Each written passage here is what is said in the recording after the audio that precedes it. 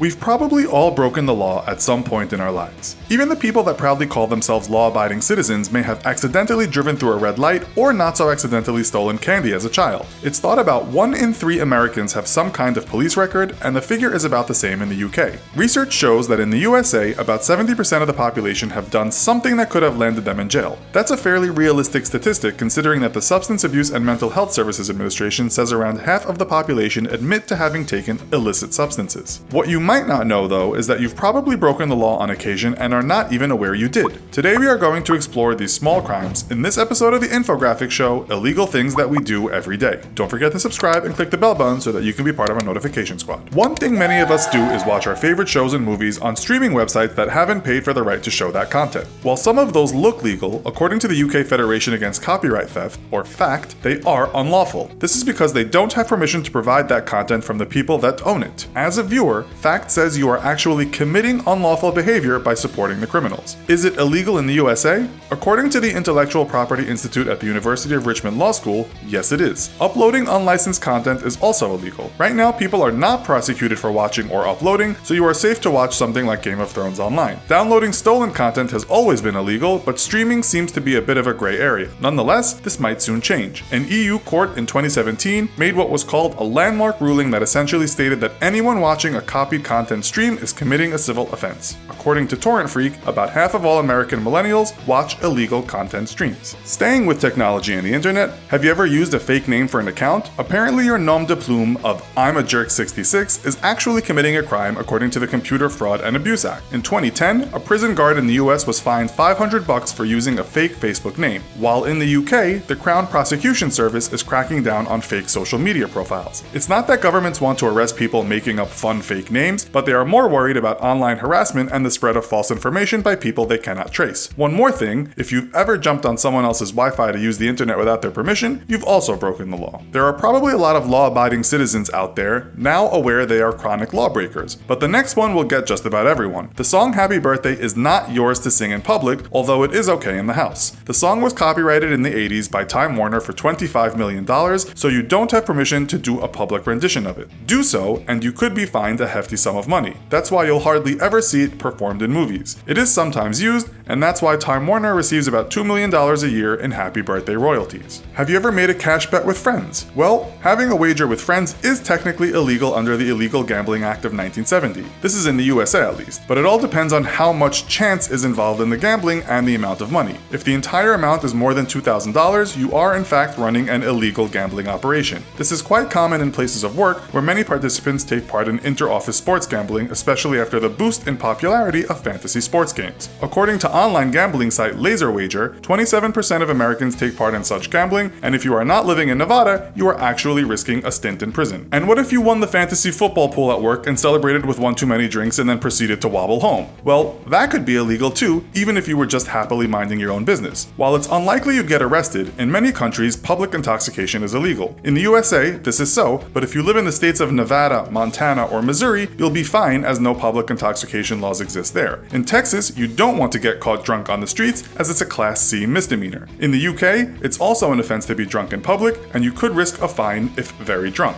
Australia has such laws too, but you are more likely to get escorted home than you are fined if you are not causing trouble, as Australian cops apparently take the humane approach. When you get home late, whatever you do, don't start vacuuming the house. In the UK, it's actually illegal to use a vacuum cleaner after 6 p.m. and before 8 a.m. on weekdays, and illegal before 8 a.m. and after 1 p.m. on weekends. The Australians are a little more lax, at least in Melbourne, where you are not allowed to use your vacuum cleaner between 10 p.m. and 7 a.m. during weekdays and between 10 p.m. and 9 a.m. during the weekends. No such law seems to exist in the USA, but in Denver it's actually illegal to lend someone your vacuum cleaner. According to a law website, if you have noisy neighbors, you have every right to sue them. You may have to prove the noise reached a certain amount of decibels, but if you can expect about $30 for each day you were a victim of their loudness. In this case, if you've ever been loud at night and have neighbors, you may have committed an offense. According to research, the Brits consider themselves to be a very law-abiding nation, with 98% of people saying they don't break laws. Well, some other research says they break on average 5 rules every week, or 16,250 in a lifetime. These might just be small breaches, but nonetheless they are laws. Some of the most common offenses are dropping cigarette butts on the floor and spitting out chewing gum in public places. Singapore was said to have made chewing gum illegal, which isn't actually true. However, it does have quite strict gum control, which means the sale or importation of of gum is illegal today in the country. Spitting gum on the floor will also get you in big trouble in clean Dubai and also in Thailand, where policemen have preyed on tourists who commit the act of cigarette or gum dropping in public areas. In most countries, littering is illegal, and it doesn't have to be a lot of litter. It's illegal in the USA, but in Alabama, Michigan, parts of Florida, Ohio, and California, just spitting on the floor could end with a fine. In 2013 in England, a man was fined for spitting, which was the very first time a court had charged someone for such an offense. Staying with the Brits, according to some media on the subject of breaking laws, the most common offense in the country is walking across a crosswalk when the little green man is not flashing. 33% of Brits have apparently done this. A similar street crime in the USA is jaywalking, which means pretty much the same, but walking anywhere on the street unlawfully. As some scary viral videos demonstrate, this could even ignite the anger of the police. You might also get an on-the-spot fine for jaywalking in Germany, Singapore, Spain, Poland, Slovenia, and Australia. The Dutch legalized jaywalking in 1997 and have since reported absolutely no negative effects. In many nations, such as Japan, Hungary, Thailand, China, and Indonesia, putting your trust in the green man could be disastrous, as crosswalks are often ignored by drivers. Speaking of drivers, the most broken law in the USA that people actually get charged with is speeding. It's thought about 112,000 people get a speeding ticket every day, but after seeing this video, speeding might not be the most common offense. Unless you've been living in a bubble these last few years, you've definitely heard of the world's most secretive country, North Korea.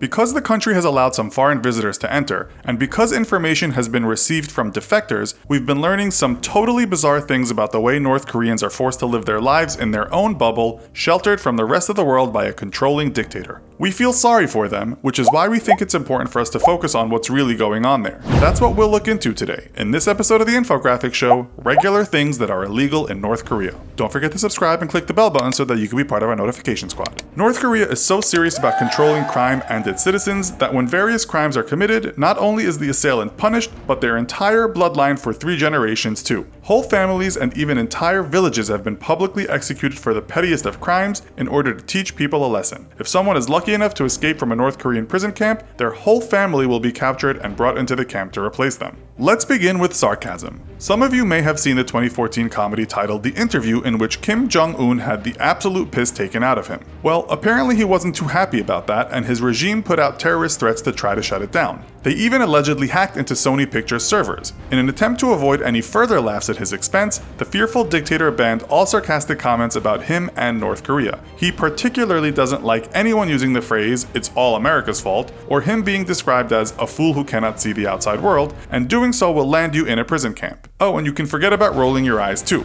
Next up, mourning without meaning it. When a North Korean leader dies, it is imperative for citizens to show hysteria and intense public mourning as a sign of their admiration and worship. When Kim Jong-il died in 2011, a 100-day mourning period ensued, which saw the streets crowded with people crying and falling to their knees. Those who didn't show up to mourn faced execution, and if anyone was spotted not crying or appearing to be sad, they were taken off to a prison camp. If you think your sartorial choices couldn't possibly land you in jail, think again. You'd be hard-pressed to find someone in America that doesn't own a pair of jeans, but in North Korea, you literally won't find anyone wearing them. That's because it's illegal. To North Koreans, jeans are a symbol of their enemy America, and the denim ban imposes their anti-West and anti-USA message. Apparently, the hate for Yankee imperialists is so strong that even kindergarten children are taught to hate anything to do with the USA. Anyone want to Netflix and chill? Not in North Korea. Many North Koreans have smuggled Western media into the country and have shared them amongst family and friends to give insight into the liberated world outside. But this very deed could easily land you in a strict labor camp, or even worse, sentenced to death. An anti-Western film titled Propaganda, made by the North Koreans, was leaked to the outside world by defectors. This film was made to show its citizens all the things that are wrong with Western culture, and it used hundreds of clips from TV shows showing cultural, moral, and political trends that have apparently weakened Western society. Even foreign music could land you in hot water. In 1992, a female former regime propaganda officer made the huge mistake of singing a South Korean song at a party. She was so badly beaten she couldn't walk for a month, and she was also thrown in jail for 3 years. All music that is played on the radio or by orchestras must be Kim Jong-un approved, as well as praise him and communism. Forget about enjoying the new Coldplay or Rihanna album. Even admitting you know the words to their songs will land you in deep doo-doo. Want to turn to the Bible in these tricky times? Think again. Despite there being between 200,000 to 400,000 Christians in North Korea, practicing religion is strictly against the law. Just owning a Bible can get you tortured, thrown into a prison camp, or publicly executed, perhaps along with your family too. As there is no right to religious freedom, citizens are forced to worship the Kim family, who have actually been found guilty by the United Nations of crimes against humanity for its persecution of Christians. In 2013, 80 Christians were publicly executed in a sports stadium in front of thousands of people just for owning Bibles, and it is estimated that there is up to 80,000 Christians held in concentration camps. After banning Christmas, Kim Jong-un now forces a day of hero worship to his grandmother instead. All this killing giving you a headache? Don't even think of turning off the radio. All houses have a government-controlled radio installed, and it is not allowed to be turned off. Ever. Government announcements are made throughout the day, and you have no choice but to listen to them. Announcements include things like, the dear leader hit a hole-in-one today on his very first try playing golf. Maybe you want to capture some still images of all the poor people around town for your next school project. Not so fast. Kim Jong-un desperately wants to hide the fact that around 40% of North Korea lives in extreme poverty and earns a salary of only $2 to $3 a month. Taking photos of the poor is a punishable offense, especially for tourists, as the beyond wealthy dictator is afraid of the country's image being tarnished and perhaps from getting in more trouble by the UN.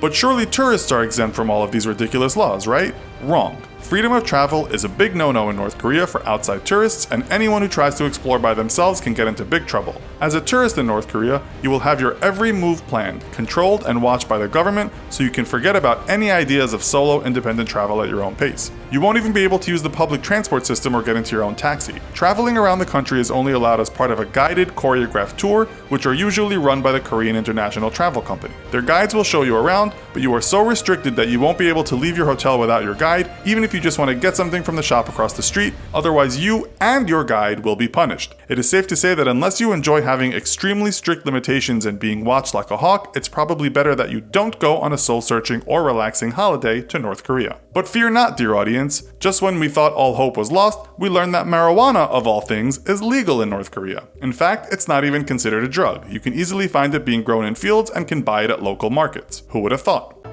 Could you imagine the following scenario? A man buys a mattress and gets the thing home, only to see a tag that reads something like, "It's unlawful to remove this tag." He sees himself as a bit of a rebel and thinks, stuff the police, and so takes a pair of sharp scissors and cuts the thing off. Unbeknownst to him, his law-abiding roommate is watching through a crack in the door, and this guy, you might say wholeheartedly, embraces snitching. He's been known to take videos of people jaywalking. The next thing you know, the cops are kicking down the door. "Get down on your hands and knees," they shout, as the rebel quivers on the floor, the evidence lying just a foot away. It's become a bit of a national joke in the USA, the fact those tags tell you it's unlawful to cut them off or even mutilate them, as written on some tags. So what's going on? Can you really get into trouble with the law for cutting off mattress tags? Well, yes and no is the answer. You, the consumer, can't really get into trouble for the deed. Let us explain.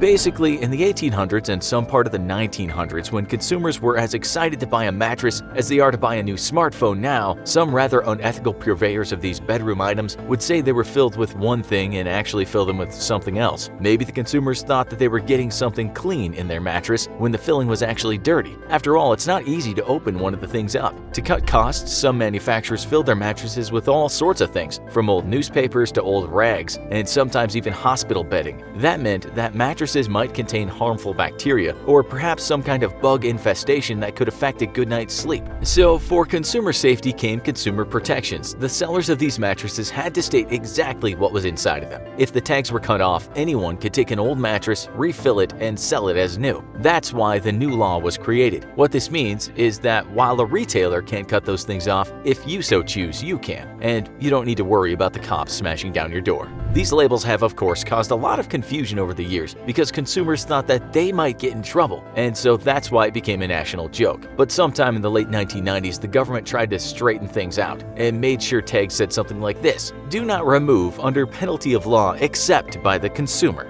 Donkeys cannot sleep in bathtubs. If you live in the state of Arizona or decide that you want to live there, you should know this immediately. Don't let your donkey sleep in the bathtub. Yes, that's an actual law, and while it was laid down some time ago, it seems to still stand today. Why, you might gasp, is this a law? As the story goes, back in 1924 in the state, there was a case involving what's called a public menace. Just outside of the city called Kingman, there was some guy who used to allow his donkey to take some Z's in the tub. All was fine and well until one day a dam broke and there was a great big flood. The donkey was at the time doing his thing in the tub, and the tub got got washed with the donkey inside it into a basin. The animal was unharmed during its thrilling ride, but the locals apparently risked life and limb and used a lot of resources to rescue it. After that, the law was created. We're kind of curious as to what might happen if someone actually broke this law today. They might well get accused of animal cruelty, but let's say the donkey willingly gets into the tub and falls asleep. If someone from Arizona put the photo on social media, would they get into trouble with the law? There's only one way to find out. We need an Arizonian to take the plunge.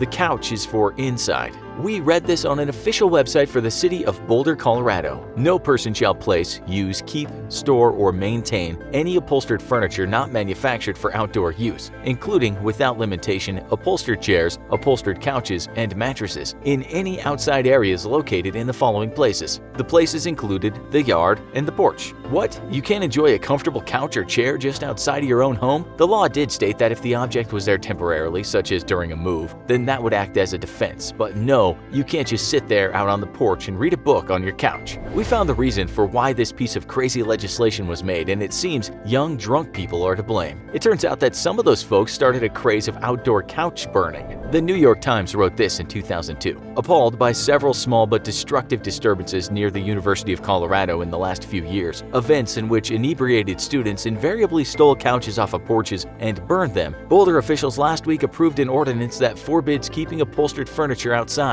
The article explained that after certain sporting victories, young guys would celebrate by prowling the streets looking for couches and comfortable chairs to set on fire. They'd notched up around 100 victims before the law came into effect, effectively spoiling porch comfort for a lot of innocent Boulder residents. The mob of drunk arsonists, said local authorities, could have caused much more serious fires, and something had to be done.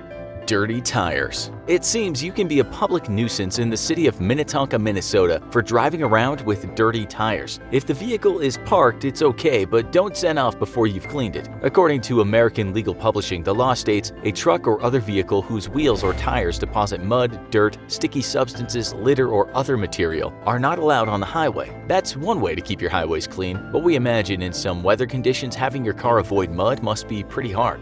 It's not as if you'd win anyway. It seems that if you live in Missouri, it's against the law to wrestle a bear. Now, we must point out that most people forego this activity in the interests of their own health. Notwithstanding, it might be considered animal cruelty as well as plain stupid. We just didn't think you'd need a law for this. Missouri Law 578.176, bear wrestling, states that a person cannot wrestle a bear. But on top of that, a person can't allow someone else to wrestle a bear on his property. You shouldn't promote or advertise bear wrestling, and you should not collect cash for putting on a bear wrestling event. You can't buy a bear with the intent to wrestle it, and you definitely can't train one up for a fight. This might sound normal, perhaps to people from Missouri, but it might sound a tad strange to many of our other viewers. What used to go down in Missouri? Bear WrestleMania? Is that what people used to do for fun there? We had a look to see if it was true. In 2013, the Smithsonian wrote that people around the world might occasionally go toe-to-toe with a bear, and it turns out that people in the US have done it. One young wrestler did it for fun with a tame bear, but that guy had this to say about his tussle with Big Fur. Bears are probably 8 times stronger than people. If they wanted to, they could do a whole lot of damage to people. But if they're having fun like Caesar was, then they'll play with you all day. We should add that we found some source that said some Missouri legislators are now trying to update the state statute book, or at least get rid of some defunct laws. Bear wrestling was one of them. Another law in that state forbids people to pretend that they're blind so that they might get something from it. You also shouldn't use bad language when sitting on a bus.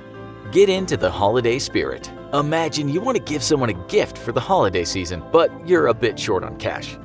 What to do? Cook them a meal? Paint them a picture? Perhaps make them a handicraft? Nah, why not catch a rat and give it to them as a gift? Their eyes will light up for sure. Well, unfortunately for that person, if they live in the state of Montana, in a place called Billings, that won't be possible. Section 4-304 of the law states it's unlawful for any person to sell, offer for sale, harbor, raise, or give away rats as pets, toys, premiums, novelties, or for any other purpose. You can keep them for scientific research, though, or for educational purposes. We actually found a recent petition by a Montana resident which read, "End rat discrimination in Billings." The petition also said, "Fine is $500 if caught." That's downright outrageous and wrong. I find this law to be unfair, unjust, and hypocritical.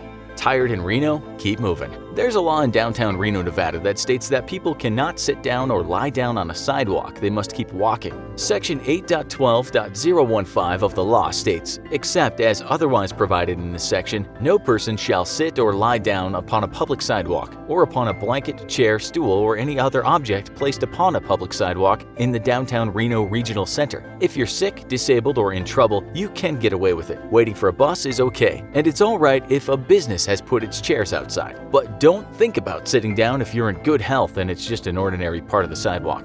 Punk rabbits in Ohio. This is another that might sound not so crazy because it falls under animal cruelty, but you might wonder why the law had to be created in the first place. The Municipal Law of Akron, Ohio, Section 92.06, states that people cannot dye the fur of their rabbits or little chicks and then sell them to other people. The law says, no person shall sell, offer for sale, expose for sale, raffle, or give away any rabbit or baby poultry which has been dyed or otherwise colored. It seems this must have been a thing in the past. Shame on those people. Don't share your password. If you live in Tennessee and you want to share your password with another person, you might get into trouble. That includes websites such as Netflix, but others too. It's called the Tennessee Login Law and was put into place to stop people sharing too much music, which others should have been paying for. With Netflix, it was to prevent hackers from creating bulk accounts. So while it wasn't really you sharing your password with a friend, it certainly could be. A piracy advocate called Caleb Chen had this to say about the law. When the law passed, lawmakers admitted that the law could be used beyond its original intention and used to prosecute a simple password sharing. Why oh why do politicians waste time on such laws? Permission for new teeth. In Vermont, it might not be legal for a woman to get some false teeth from the dentist without first getting written permission from her husband. This law goes back to a case from 1856 called Gilman v. Andrus. According to the Huffington Post, the law never got overturned, but it seems dentists in Vermont would not enforce it now. You're too old for this. In 2019, Time magazine wrote an article about a town called Chesapeake, Virginia. Since 1970, there's been a law that forbids anyone over the age of 14 going out and trick-or-treating on Halloween. It reads, if any person over the age of 14 years shall engage in the activity commonly known as trick-or-treat, or any other activity of similar character or nature under any name whatsoever, he or she shall be guilty of a Class 4 misdemeanor. That sounds harsh, but it only applies to those having fun. Parents or guardians going out with the kids won't be breaking the law. The present mayor of the town says he's against it, and he was not even aware it was a thing until recently. He told Time, "We didn't even know it existed until it went viral last Halloween. Still, it's in place, so be careful if you live there and you're 14 and a half and still feel like celebrating Halloween." You might wonder how the law got established in the first place. The mayor explained that to Time, saying there were problems beginning in the 70s when the ordinance was passed, with groups of older teenagers harassing younger kids. He added that he thinks it was over the top that it became a misdemeanor. Couldn't a stern telling off have done the trick? In war, there's only one rule: win. Well, actually, that's not true, or at least not true anymore. In the aftermath of World War II, 196 nations ratified in whole, or with some reservations, 2 additional treaties to the Geneva Conventions, detailing the basic rights of wartime prisoners, establishing protections for the wounded and sick, and protecting civilians caught on a war zone. The conventions also laid down the framework for the international banning of certain weapons of war, which we'll look at today in this episode of the infographic show, Top 10 Banned Weapons of War. War is dirty business, and in the aftermath of the First World War, the nations of the world moved to limit the scope of its destructive impact. Horrified by the mass casualties inflicted by chemical gas attacks, in 1925, at the initiative of the United States, France, and Poland, the League of Nations drafted the Protocol for the Prohibition of the Use in War of Asphyxiating, Poisonous, or Other Gases, and of Bacteriological Methods of Warfare. In essence, international law forbade the use of chemical or biological weapons in war. Since then,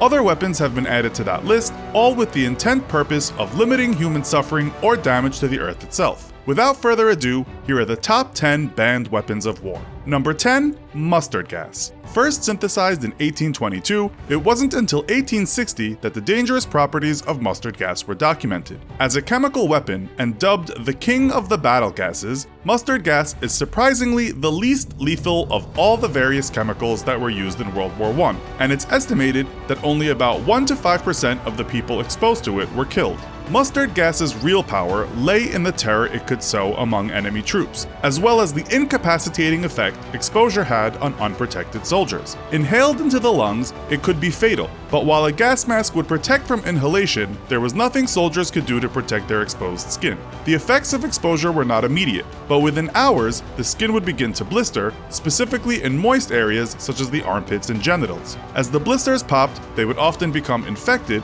which is where mustard gas became one of the most lethal gas weapons ever used. Infection typically kills more soldiers in war than actual combat does. Worst of all, exposure created sensitivity, and further exposure at even lower doses would cause a reaction. Number 9. Chlorine gas. Another of the gases used extensively in World War I, it was first deployed by the Germans at Ypres on the 22nd of April 1915. Though an 1899 treaty had forbidden the use of gas in war, the Germans sidestepped the wording in the treaty by releasing the gas from canisters, not projectiles as outlined in the treaty. Planning to release the gas from their own lines, the Germans waited until the wind turned towards the French forces and then let the heavier-than-air gas drift across no man's land and sink into the French trenches. The attack was successful, and 100 French troops were killed. Chlorine gas irritates the eyes, nose, lungs, and throat, and in high enough concentrations can fill the lungs and kill by asphyxiation. Though seen as a horrific weapon of war, the Germans argued that the intent was to actually shorten the length of the war and thus limit overall suffering. Number 8. Phosgene gas. Mustard gas may have been dubbed the king of the battle gases, but when it comes to sheer lethality, no other gas used in World War I could top phosgene. Colorless and smelling like moldy hay, not an uncommon smell in the trenches of Europe, most troops did not realize they had even been exposed to phosgene until it was too late. A slow-acting gas, victims' lungs would fill with fluid and after a day or two would suffocate to death. No treatment existed at the time, and the best a medic could do is make victims comfortable. Although the Germans were the first to use phosgene, it became the weapon of choice for the Allies and would ultimately be responsible for 85% of the 1.2 million casualties of chemical warfare during World War I. Number 7. Nerve gas. In 2017, 100 people, including children, were killed in a nerve gas attack in Syria by pro-government forces, with hundreds left injured. An independent investigation later identified the culprit as sarin gas, a highly lethal nerve agent.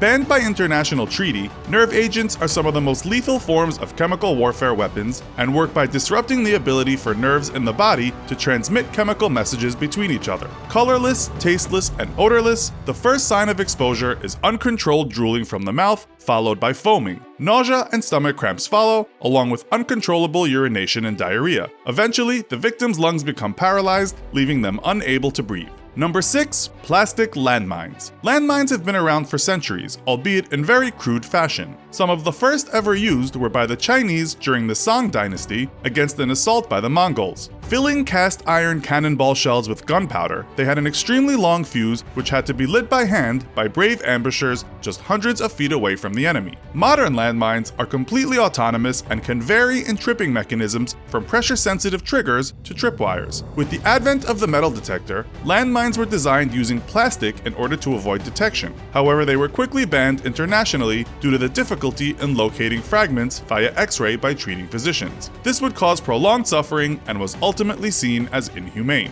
Number 5. Biological weapons. Though around for nearly the entire time that man has waged war against itself, biological weapons were only recently banned under international law. Most biological weapons take the form of weaponized disease agents such as bacteria and viruses, but they can also include fungi, toxins, and rickettsae, parasites that normally affect arthropods but can be deadly in humans. Modern conventions don't just protect people from biological weapons, but actually prohibit their use against plants and animals as well, preventing nations from engineering plagues that can wipe out a nation's livestock or crops and thus creating famine, which is seen as unnecessary human suffering. Number 4. Flamethrowers. Made famous for their use in World War II and Vietnam, flamethrowers were the answer to combating enemies entrenched inside fortified bunkers or underground tunnels. In these confined spaces, flamethrowers can actually be more lethal by sucking the oxygen out of the atmosphere than from their actual flames. While technically not illegal, their use around civilian areas has been banned due to the incredible damage they can inflict on infrastructure and their inability to be properly aimed. Number 3.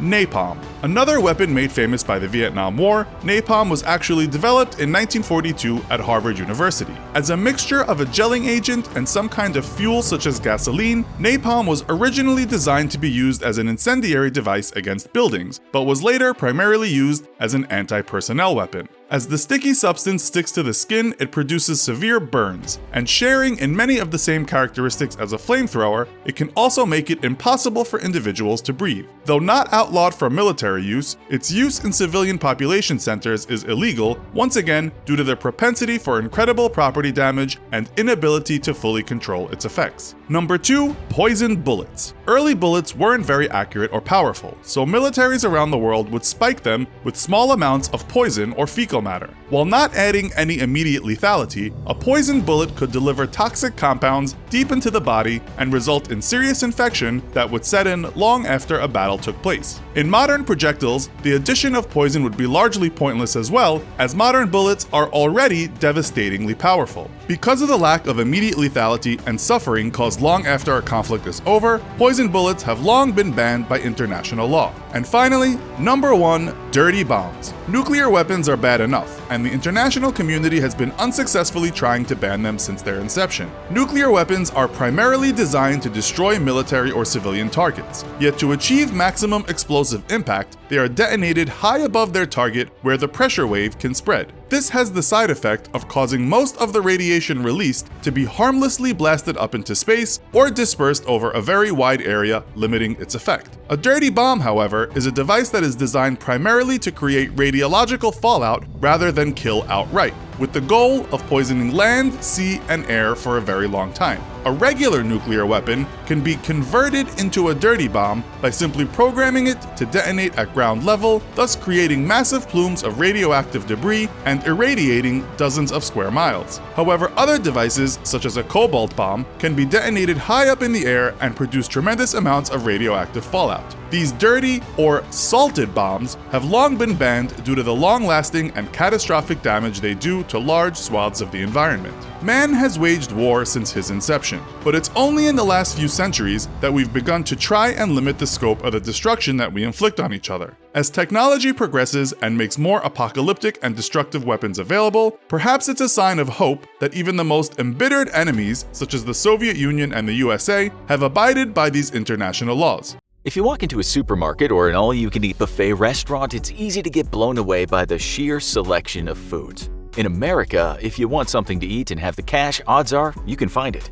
But that's not always the case. Some iconic foods are actually illegal in America. If you try to sell or import these foods, you could wind up having your goods seized by the government and facing fines or even jail time in some cases. Some are dangerous to the eater, some are banned for conservation reasons, and some are just flat out shocking. But the one thing they all have in common, they're not going to be on the shelves anytime soon. But the first in this list might be a fond childhood memory for many. Number 20. Kinder Surprise Chocolate Eggs. A tasty treat imported from Italy, these desserts are a candy and a toy in one. The rich milk chocolate shell covers a plastic egg, similar to the ones hidden in Easter egg hunts. When the happy child eats the chocolate shell and opens the egg, they find a mystery toy inside. This made many kids very happy, but it wasn't without its risks. Authorities were worried about the toy being a choking hazard, and US policies ban any candy from containing a non-nutritive object. So the Kinder Egg was banned in America despite protests, and the Ferrero company issued a new version for Americans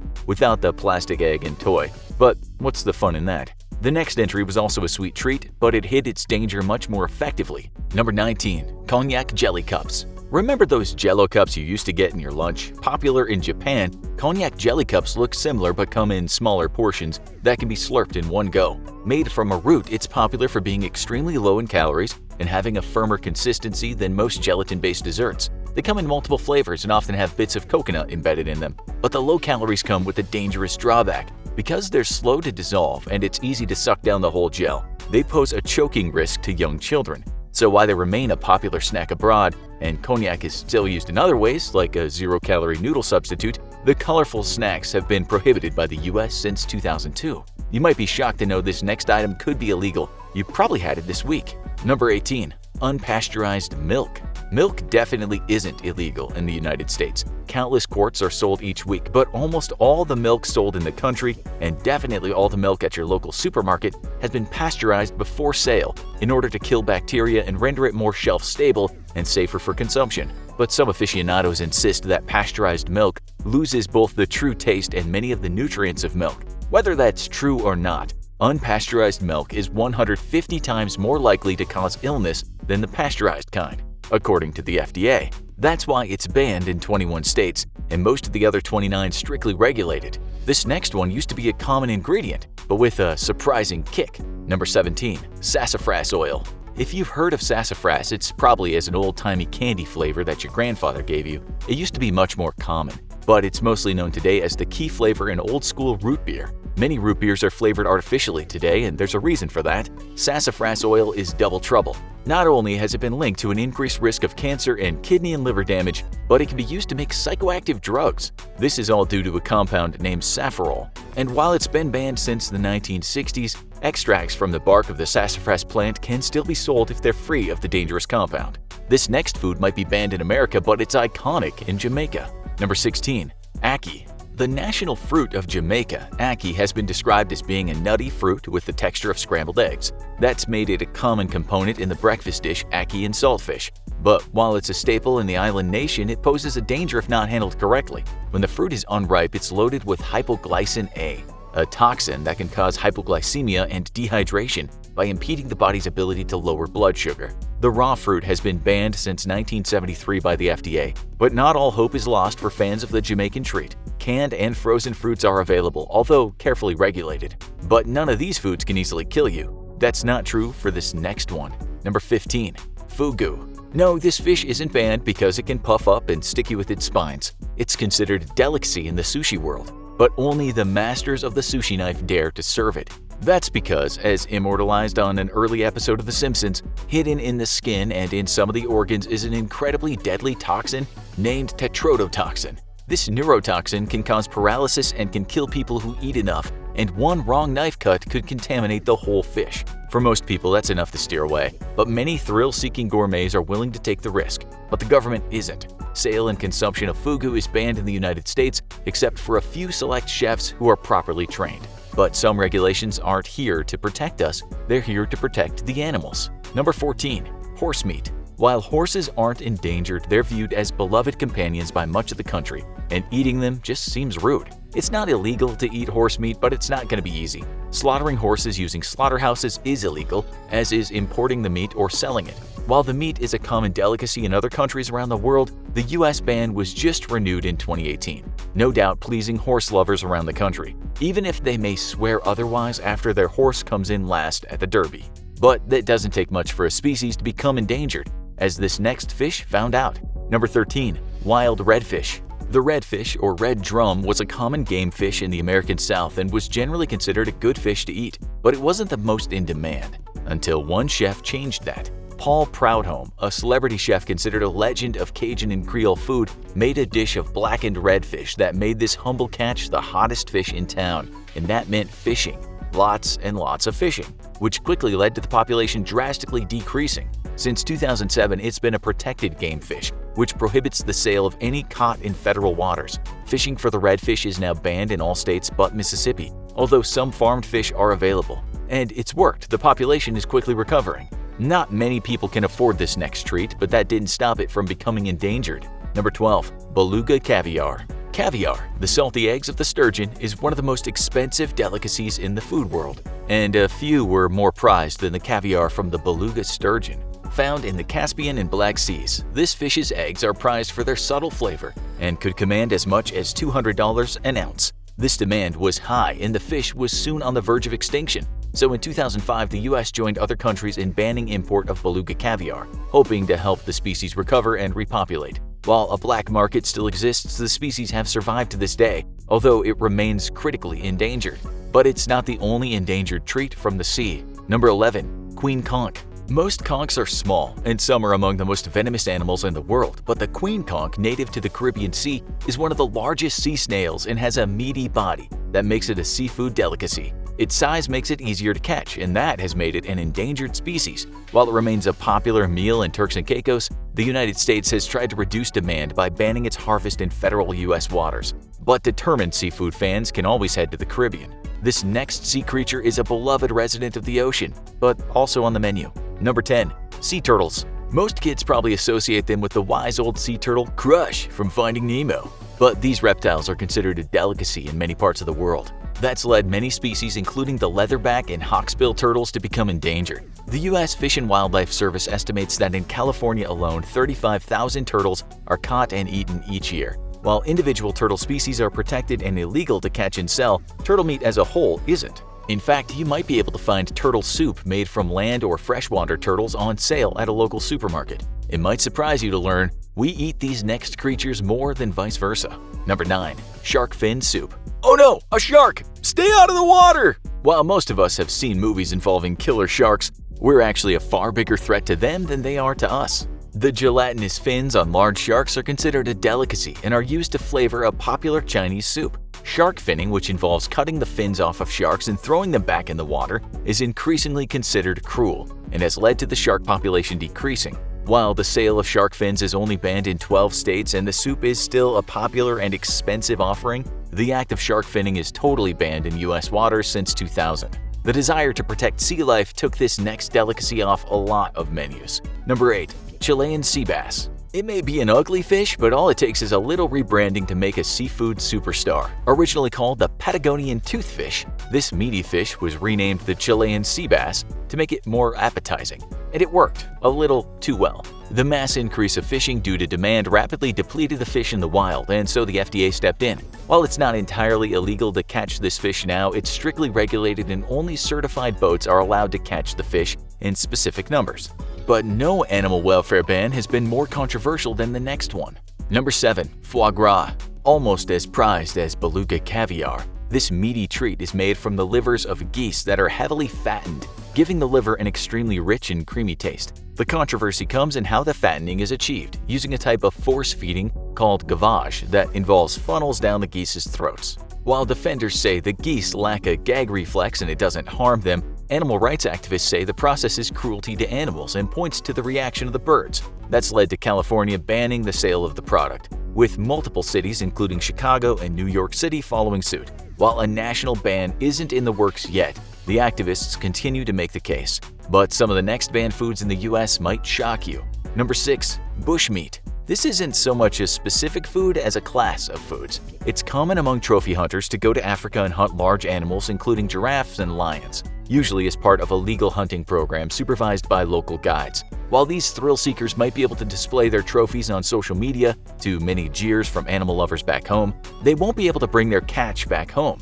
Meat from African game hunts, named bushmeat by U.S. authorities, is strictly prohibited due to safety concerns, and customs agents will destroy any they find along with any items that might have come into contact with it. Some banned foods in the U.S. can pack a deadly punch in a small package. Number 5. Laetrile. Have you ever eaten an apricot pit? It probably had a slightly nutty, bitter taste that tasted a little like a weird almond. But eating apricot pits is strongly discouraged because they contain a deadly compound, cyanide. This poison can be toxic or even fatal in large amounts, which makes it all the more shocking that some doctors were marketing it as a cancer treatment. Laetrile, also known as vitamin B17, is a controversial supplement processed from apricot pits and was touted by New Age pseudo-medical activists as a cancer cure. Banned in the US since 1980, it's been responsible for poisonings and may have been involved in hastening the death of famous actor Steve McQueen. But food or drink being poisonous hasn't always stopped its fans. Number 4. Absinthe. There are plenty of potent spirits out there, but few deliver the kick that this bright green alcohol can. A green potion should be a giveaway that danger lies ahead, as any fairy tale fans will tell you, but absinthe has a pleasant, if intense, flavor of anise. The danger and, for some, appeal comes from the wormwood used to make it. This wood contains the chemical compound thujone, which can be toxic in large amounts. While the legends of absinthe being a powerful psychoactive spirit that drove people to insanity might have been exaggerated, it was still banned in the US until 2007, when its import was allowed as long as the thujone was below a certain level. But these last 3 entries might just make you lose your appetite. Number 3. Haggis. A meaty pudding, this Scottish classic has shocked many people with its ingredients. It's a sausage made from onion, oatmeal, and suet, and a collection of sheep's organs, including the heart, liver, and lungs, ground up and encased in a sheep's stomach before cooking. While it's one of the most divisive culinary delights out there,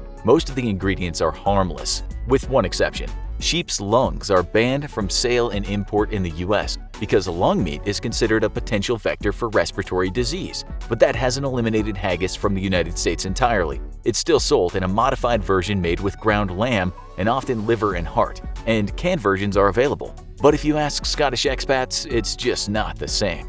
The penultimate entry is a shockingly primal culinary delight from France. Number 2. Ortolan. A tiny songbird no larger than a thumb. This 1-ounce bird became one of the most notorious French luxury meals. The birds would be kept in covered cages, allowed to overfeed on grain so they'd become fat, and then would be drowned in Armagnac and roasted. The diner would eat the bird whole, feet first, spit out the bones. But the tastes of the wealthy caused the population to decline, and eventually France and the EU banned the sale and import of this tiny bird. The US soon followed, which means this favorite snack of royalty has mostly faded into history, and the ortolan bunting's population has rebounded. But the number 1 food on this list will shock you because it's the only banned food that might fight back.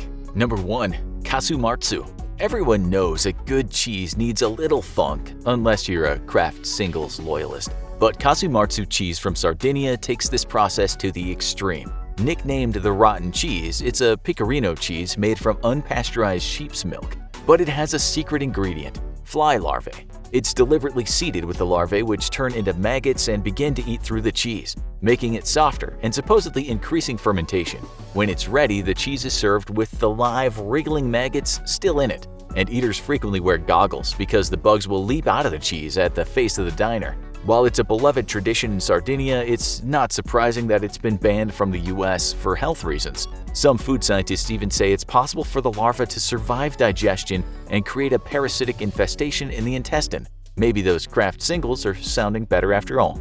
A Russian man, let's call him Alexei, is about to commit a crime. He's part of a gang that deals in illegal products. He walks down a dark alleyway late at night to meet another guy who he's been told is called Vasily. The two communicated on the phone just the other day, with Vasily telling Alexei that his clients are desperate for a fix since that last big bust. Alexei told him not to worry. A big shipment has just come in and there's enough for everybody. We're gonna make a lot of money, said Alexei. So what exactly does Alexei have to sell? And what is Vasily so desperate to buy? Heroin? Cocaine? Methamphetamine? MDMA? The answer is none of those things. The answer is cheese. And on this occasion, cheddar cheese, that most wonderful food that originates in the country of England.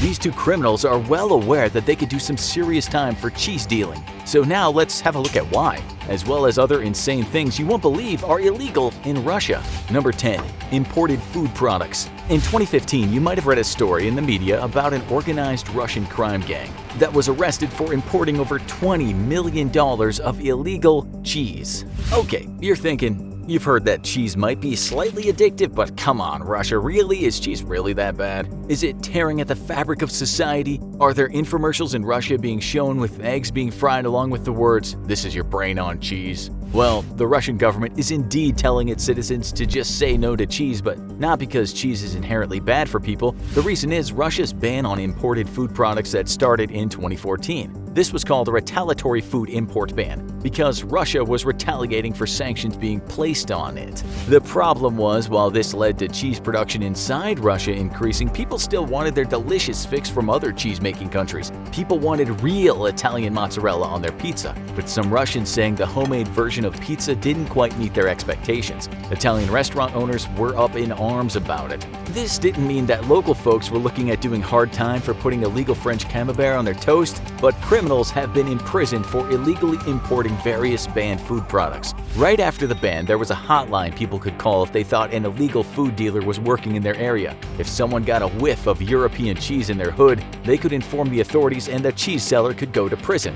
Those who were part of the cheese ring we mentioned were reported to be looking at serving 10 years behind bars. It was serious business, with one resource saying Russians were buying cheese the same way people bought weed in 1980s Brooklyn. Corner stores have become black market cheese dealers. It wasn't only cheese, of course. Illegal products could be meat, poultry, and fruits. Yeah, that means in Russia there's such a thing as contraband sausage. In fact, some Russians watched in disbelief as contraband foods were destroyed on live TV. What they beheld was the destruction of things such as Polish apples, Dutch cheese, and Danish pork. Even some ducklings were seized by the cops and then killed and incinerated. Some folks were pretty darn mad at the government, since millions of Russians live below the poverty line. Others shouted, "How can you do this? It's an act of fromagicide." But food is only the tip of the crazy iceberg. Number 9. Popular blogs. So, you've been blogging for a while in Russia and you've started getting very many page views per day. Damn, you're almost internet famous, and you're mighty proud of that fact.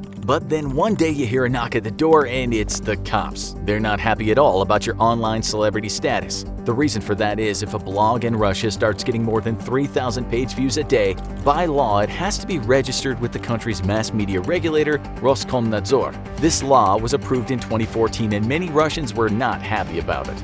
The law also meant that bloggers cannot be anonymous and that the data must be kept on Russian servers. If you break any of these rules, you could find yourself in trouble. Critics called the move a crackdown on free expression in Russia, stating that Vladimir Putin was flexing his muscles, making sure that no one could start criticizing him online. In fact, Putin takes a dim view of the internet and has said before that it is a CIA project, which is tinfoil hat level of crazy right there. But maybe there's a good reason Putin hates the internet.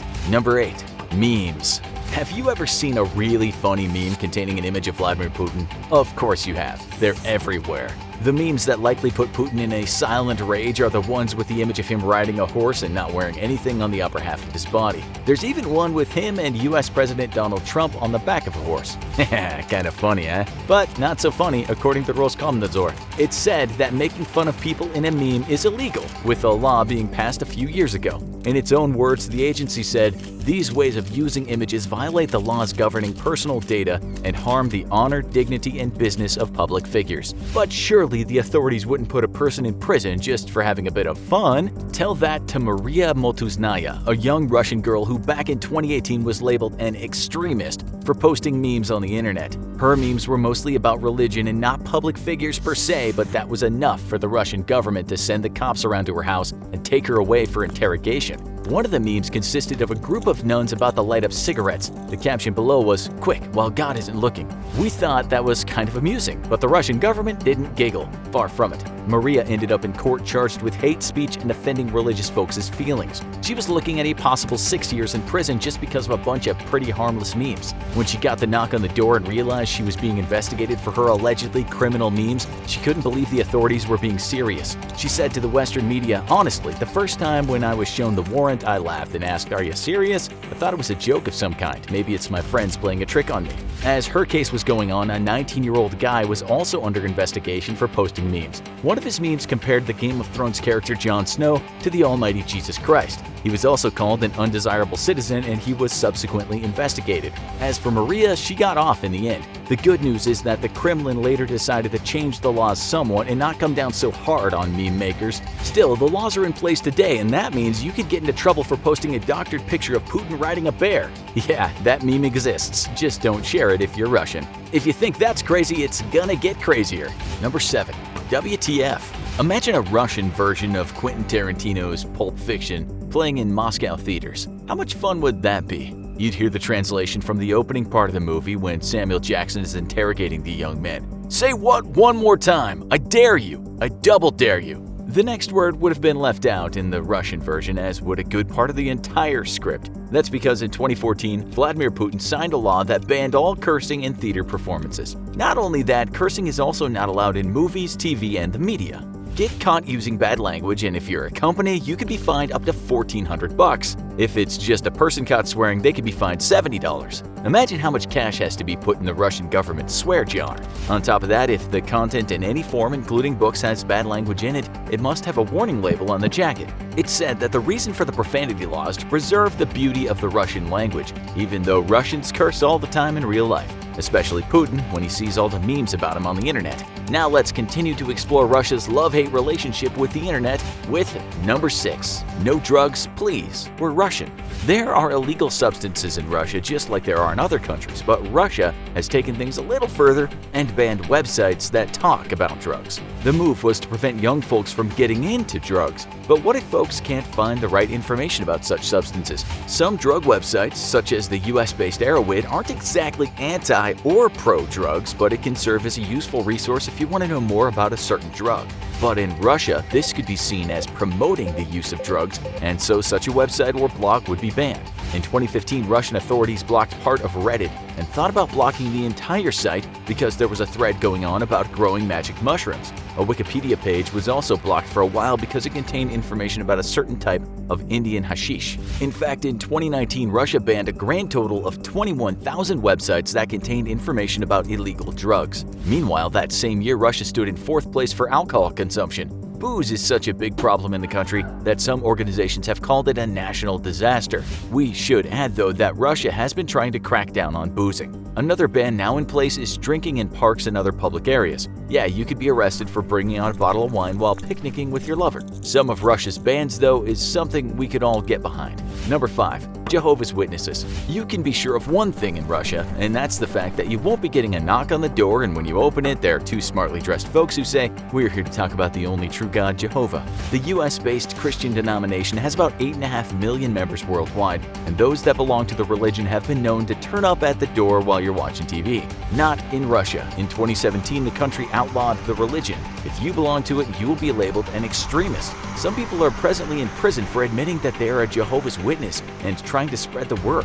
What does Putin think about the religion? He called it complete nonsense. Putin is certainly not a-religious, he's just what you call Orthodox Christian. Or maybe he hates getting his TV watching interrupted by a knock on the door as much as the rest of us. Now we turn to the darker side of Russia.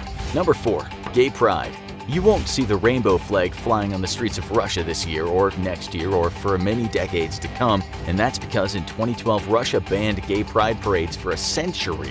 Yeah, you heard that right, 100 years. In fact, Russia has what's called a gay propaganda law. It's not illegal to be gay or lesbian or bisexual or transgender in Russia, but it is illegal to outwardly be proud about sexuality that Russia doesn't deem traditional. In a country that already has quite a large number of people who are prejudiced against sexual minorities, the 2013 law only served to create more antipathy. There are plenty of activists and reasonable people in Russia that have criticized the law, but their beliefs have often led to bullying and harassment. In fact, in January 2020, news reports told us that Russian activist named Yulia Tsvetkova was placed under house arrest by the authorities. What had she done? The answer is she had posted a drawing she had created on social media. The drawing had a same-sex couple with their 2 children. The text that accompanied the sketch said, "Family is where love is. Support LGBT+ families." For showing some love, she was charged with disseminating pornography, and she could spend 6 years in prison. In an interview, she said she had posted the drawing in support of a couple who had to flee Russia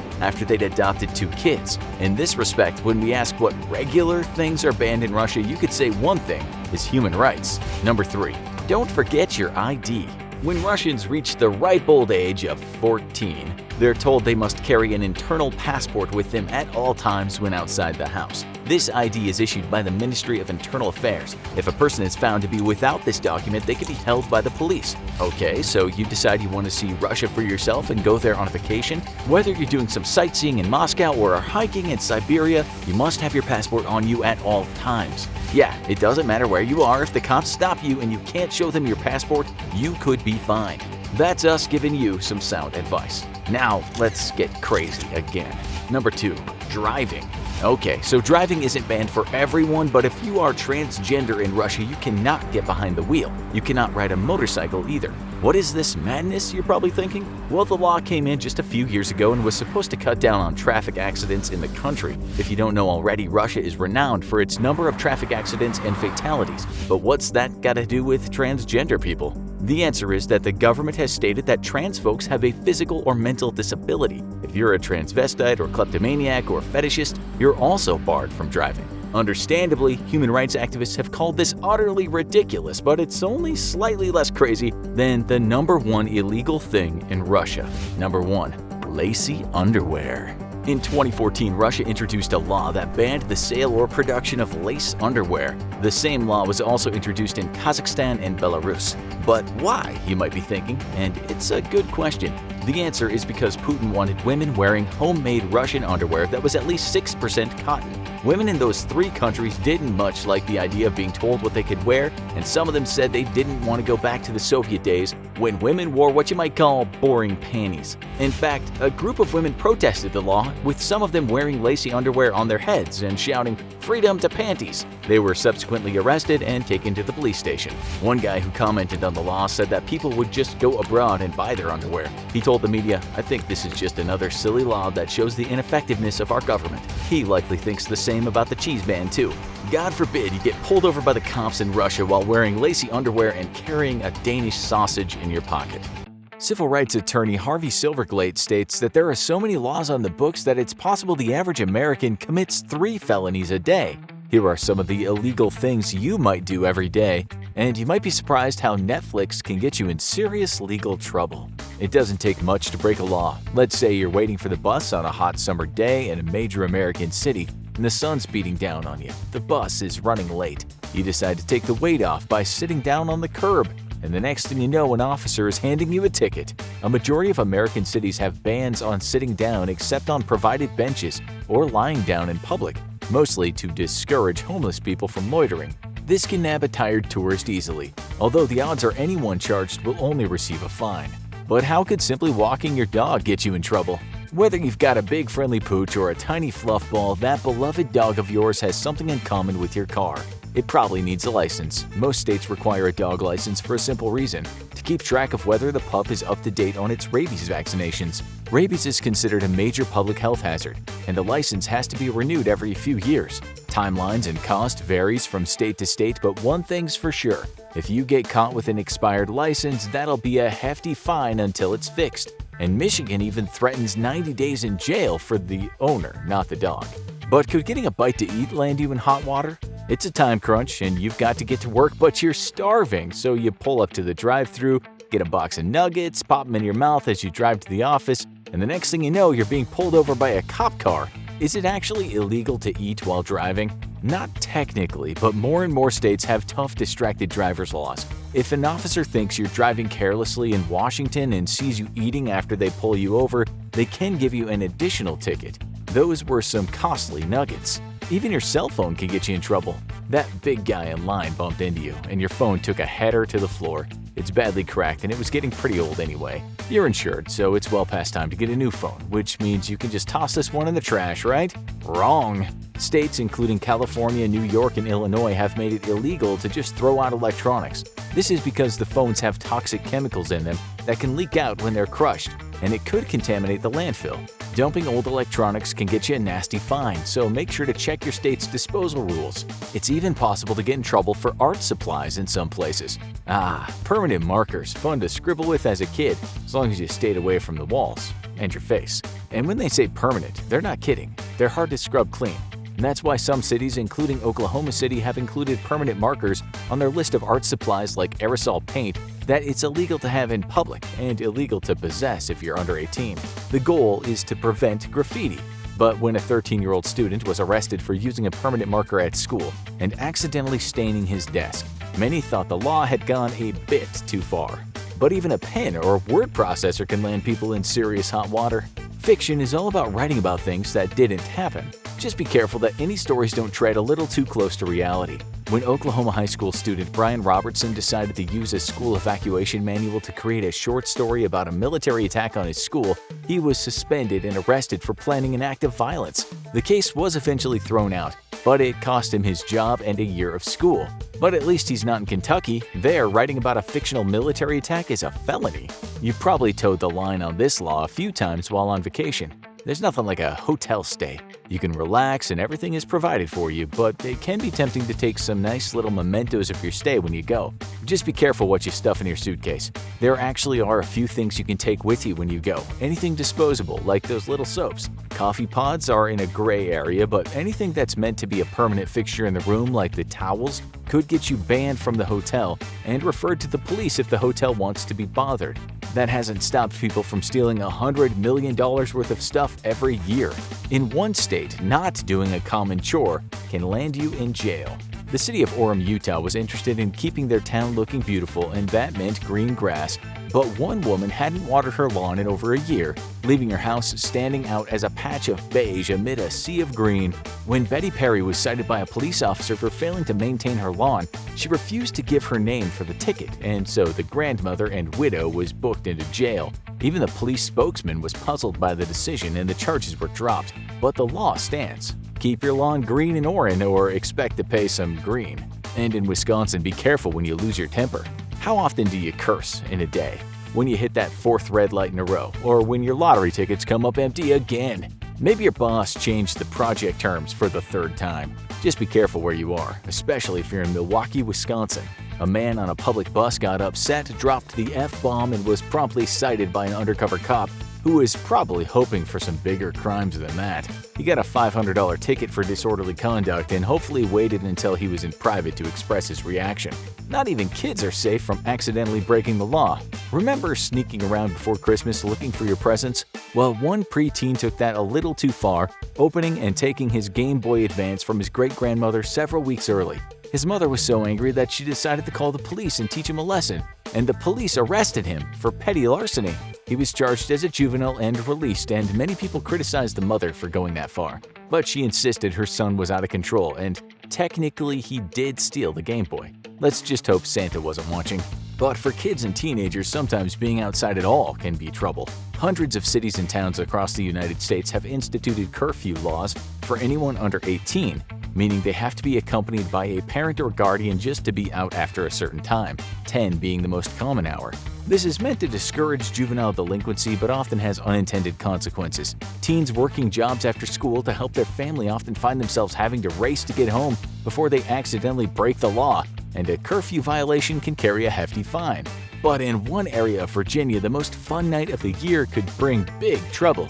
After a violent Halloween in 1968 involving rowdy revelers throwing fireworks, the Hampton Roads region of Virginia passed strict laws banning anyone over the age of 14 from trick-or-treating. It threatened fines or even jail time, until it was amended in 2019 to ensure no teenagers would be eating their candy behind bars. While the town was roasted in the media for their strict rules, they pointed out that no one has ever been arrested for peacefully celebrating Halloween. But mischief night lovers should still be careful in the area.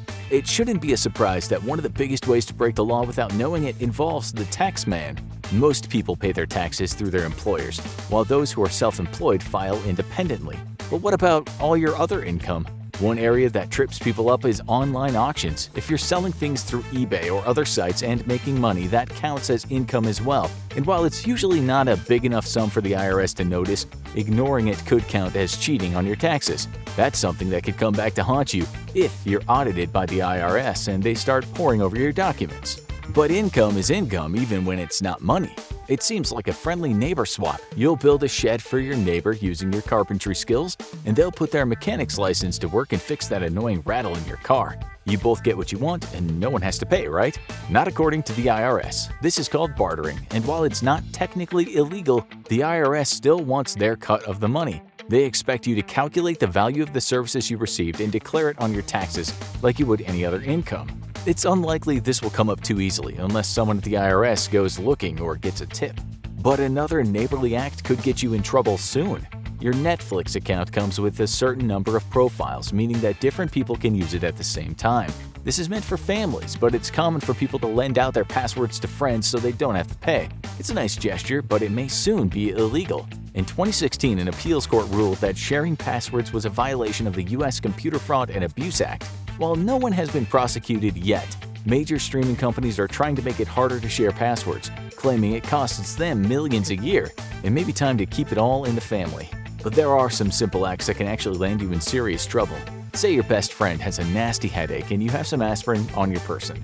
You offer them one, a friendly gesture that has gotten students suspended from school for passing drugs. But it's even more serious if you give someone leftover prescription drugs, which is illegal for both the person passing it and the person taking the drugs.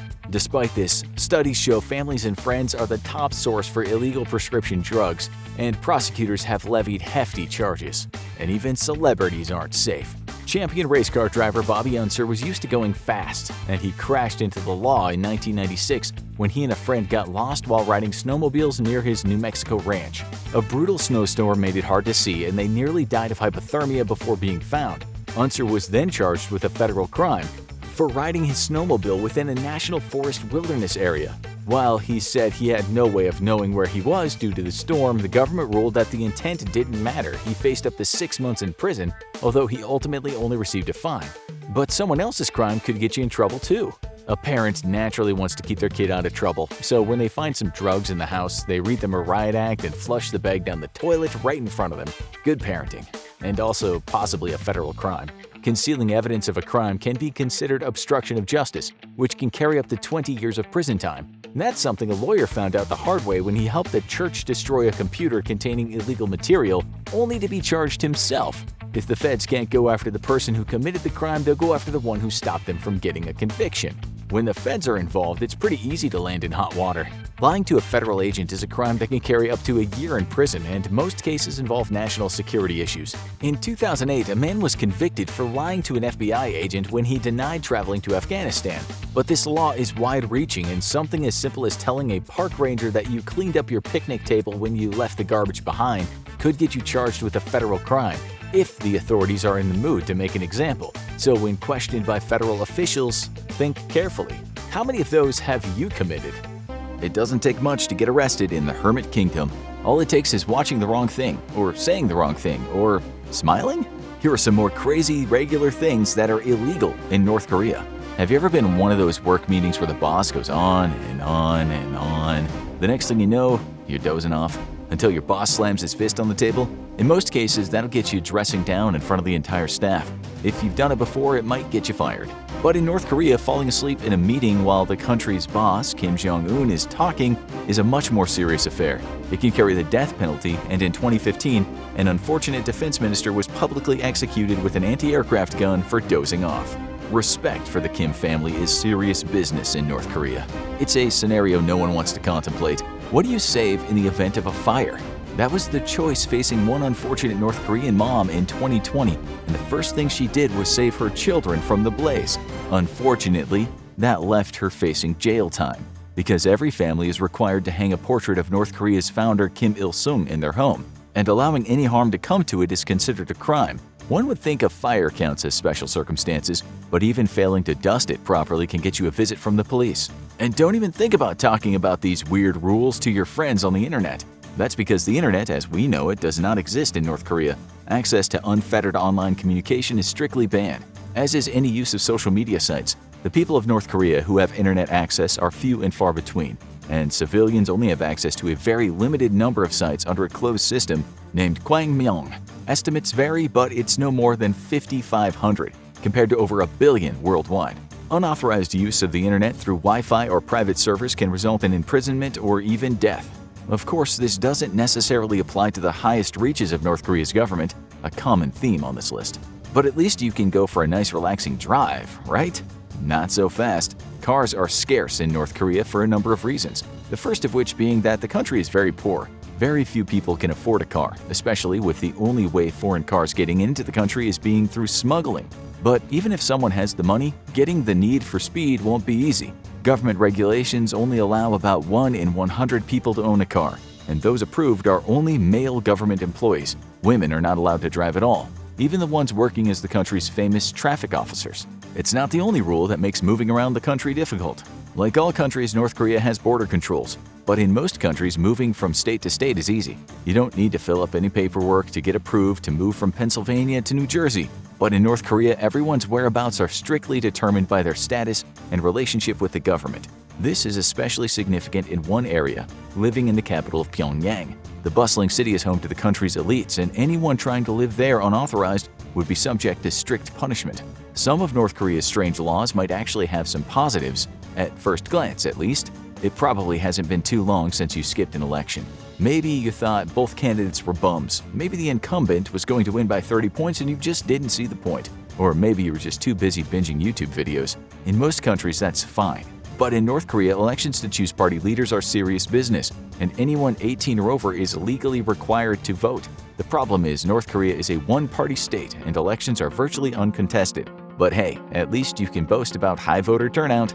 And this isn't the only unexpected responsibility. School in North Korea is very different than most countries. Not only is there a heavy dose of government training, but supplies are lacking in the best of times. Of course, in other countries, kids have to bring their own supplies to school, things like pencils and pens, notebooks, and maybe a calculator for math class. But in North Korea, school kids could get in trouble if they don't bring their own desks or chairs to class. Not only would that not fit in their backpack, but it might be a financial hardship to many poor people in the country. And don't expect too many conventional luxuries to be readily available. So how many times a day do you use electricity without even thinking about it? It could be as simple as flipping on the light when you go to the bathroom. We don't think of this as a luxury, but in North Korea, electricity is in short supply and is strictly rationed. As seen in a stunning viral photo of the Korean peninsula, it's so bad that North Korea cuts off the power every night once the day's business is done, plunging people's homes into darkness. And certain power-sapping devices like microwaves are completely illegal to own. Even expressing yourself isn't easy in North Korea. In most countries, getting a new haircut or a style is a traditional way of showing some harmless rebellion as a teenager. It's not a phase, Mom. I'm keeping my neon green mohawk. But rebellion comes with a much higher cost, and every choice you make can arouse the ire of the state. North Korea has a carefully curated list of official hairstyles, 18 for men and 15 for women, and any person who has an off-the-book style will be subject to interrogation and potential arrest for disloyalty. Men aren't supposed to keep their hair longer than 2 inches, and you bet the security guards have rulers. Changing up your hair color is also a no-go. And of course, trying to mimic Kim Jong-un's distinctive hairstyle will lead to severe punishment. This next one might not be Kim Jong-un's fault exactly. It can be stressful traveling in a foreign country, and sometimes you want a taste of familiarity. You head to the local convenience store, look for a cold, refreshing bottle of Coca-Cola, and come up empty. Why is the beloved beverage not available in North Korea? The primary responsibility falls on international sanctions that make it illegal to sell certain goods to North Korea, and Coca-Cola is considered a luxury good. While some high-end stores might sell a variant produced in China, you can bet only the elite are likely to get their hands on it. This next one seems like it's a problem for a country in poverty. In most countries, responsible family planning is seen as a virtue. Education about birth control is often taught in schools. Too much snickering from little boys who just learned some things and will never look at a banana the same way again. But in North Korea, all forms of birth control are banned. While hormonal birth control is rarer and many people in the poor country would have a hard time getting it, this even extends to condoms. That's created a small black market in the rubber business, as it's common for adult males to get a pack as a present if a friend can get a hold of it. Awkward. They seem to want you to have a lot of kids, but where are they gonna stay? It's one of the great rights of adulthood in most countries, getting your own place for the first time. While most people rent at first, there's a great sense of pride when you sign on the dotted line and buy your first house or condo. But in North Korea, no one owns their house, and there's only one landlord, the state. North Korea maintains the exclusive rights to all land and property within the country's borders, and most people's abode is chosen by the state. However, a black market in real estate in recent years has led to some laws being liberalized. Can't execute everyone with an aircraft gun, I guess. It's not the only way the government gets invasive. We live in a digital society, and it's bridged the gap. For most people, calling cousin Rudolph, who lives in Liechtenstein, is a simple task, although it might be invasive. But for those living in North Korea, getting word out or in can be more difficult. Very few people own cell phones, and those that do have their service heavily restricted and monitored by the government. One thing that's strictly banned? Making phone calls outside of the country, including to neighboring countries like South Korea or China, where many people have relatives. Just because North Korea has neighbors doesn't mean they're not a world apart. If you ask most people what they think when they hear Korea right now, they'll probably talk about K-pop, especially if they're young. Bands like BTS have swept the globe, getting a massive number of adoring fans in countless countries, except one. Kim Jong-un has maintained his father's ban on Western media, and that includes popular music from their next-door neighbor. But don't worry, North Korean music lovers can attend concerts from his hand-picked bands. They typically mimic the fashion and style of the outside bands, but with a strong political bent. Well, at least you can probably watch TV, right? Not quite.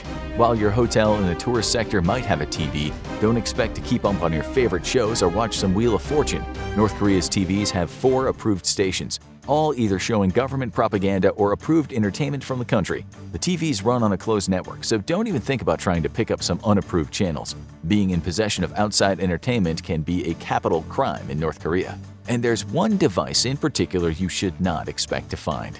Are you one of those tech jockeys who can't stand to be without your iPhone for too long? You probably shouldn't be planning a trip to North Korea.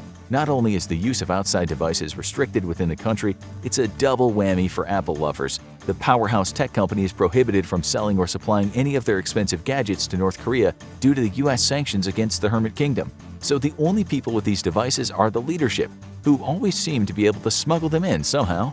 It's not the only familiar sight you'll miss in North Korea. It's a common pastime of tourists. They miss home, so they seek out something new and familiar. Sure, the locals might sneer at the Americans eating McDonald's in the middle of Paris, but no one's stopping them. In North Korea, though, most Western chains are banned.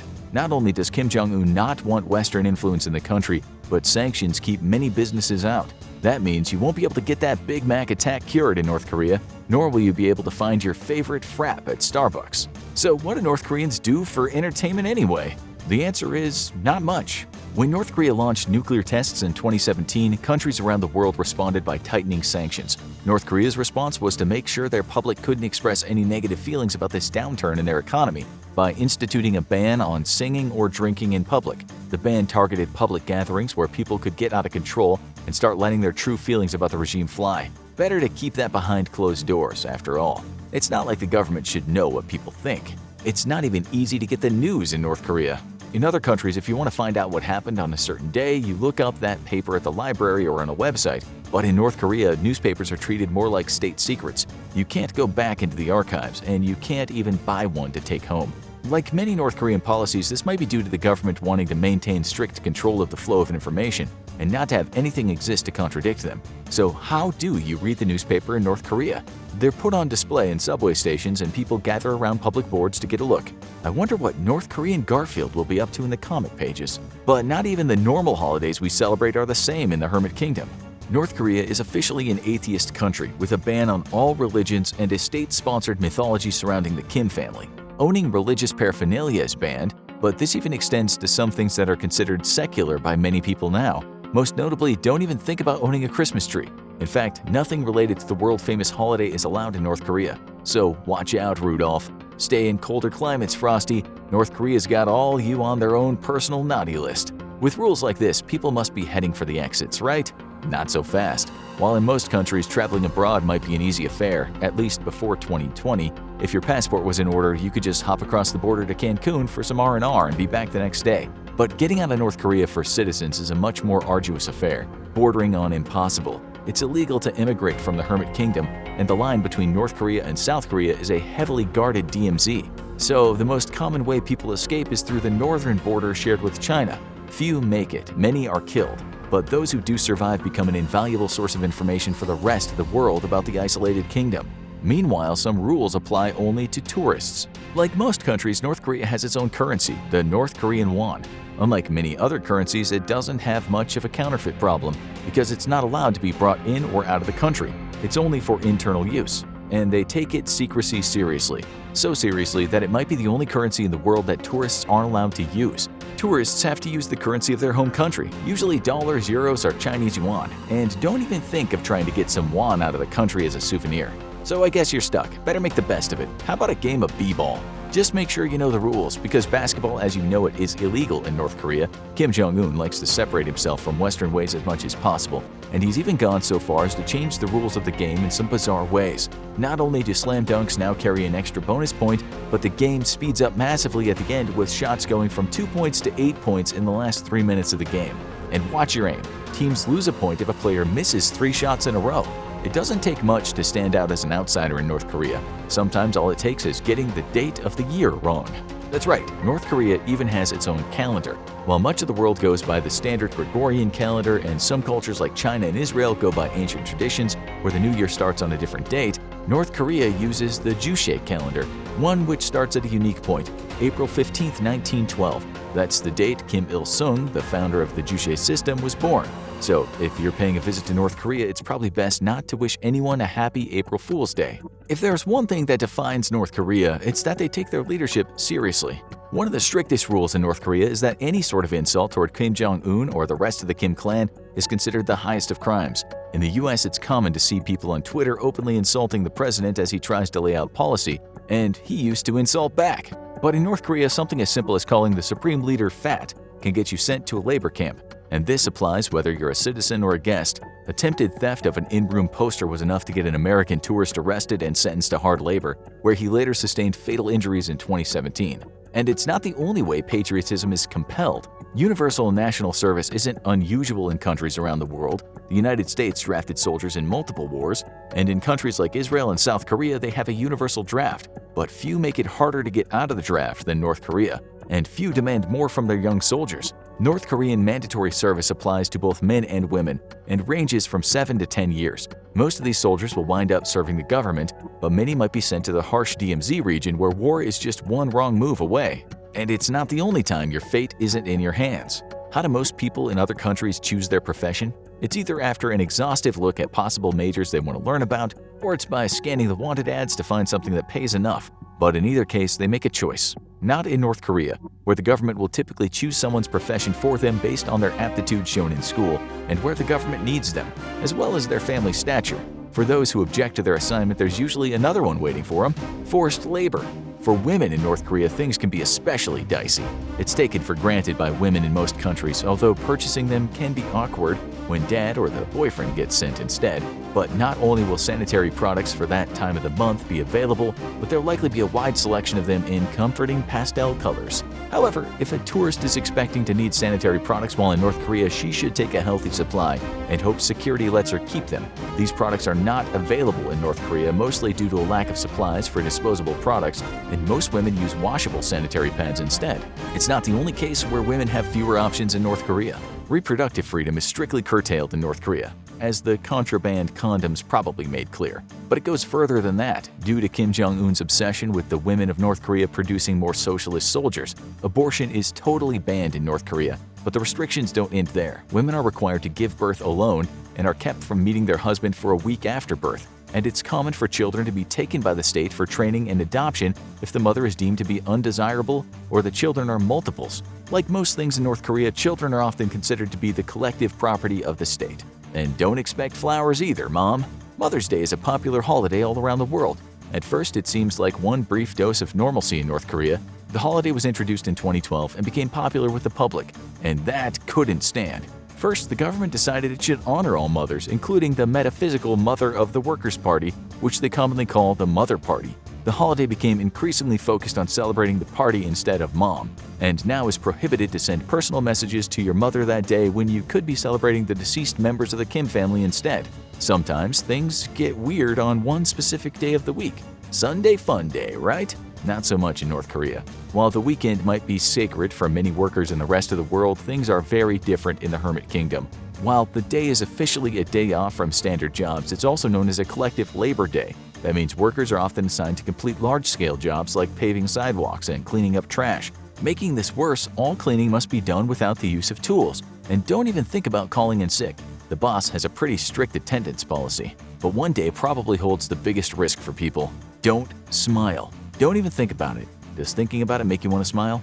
Imagine if for one day a year smiling was considered a crime against the state. That's the law in North Korea every 8th of July, the anniversary of Kim Il-sung's death. Both the birthday and death day of the Juche founder are seen as holy days in North Korea, and any sense of frivolity in the latter is seen as a sign of a lack of mourning. It's prohibited to smile in public or even talk too loudly, and the police have their eyes open for anyone who doesn't seem to be mourning the departed leader sincerely enough. But one banned item in North Korea made national news in 2021.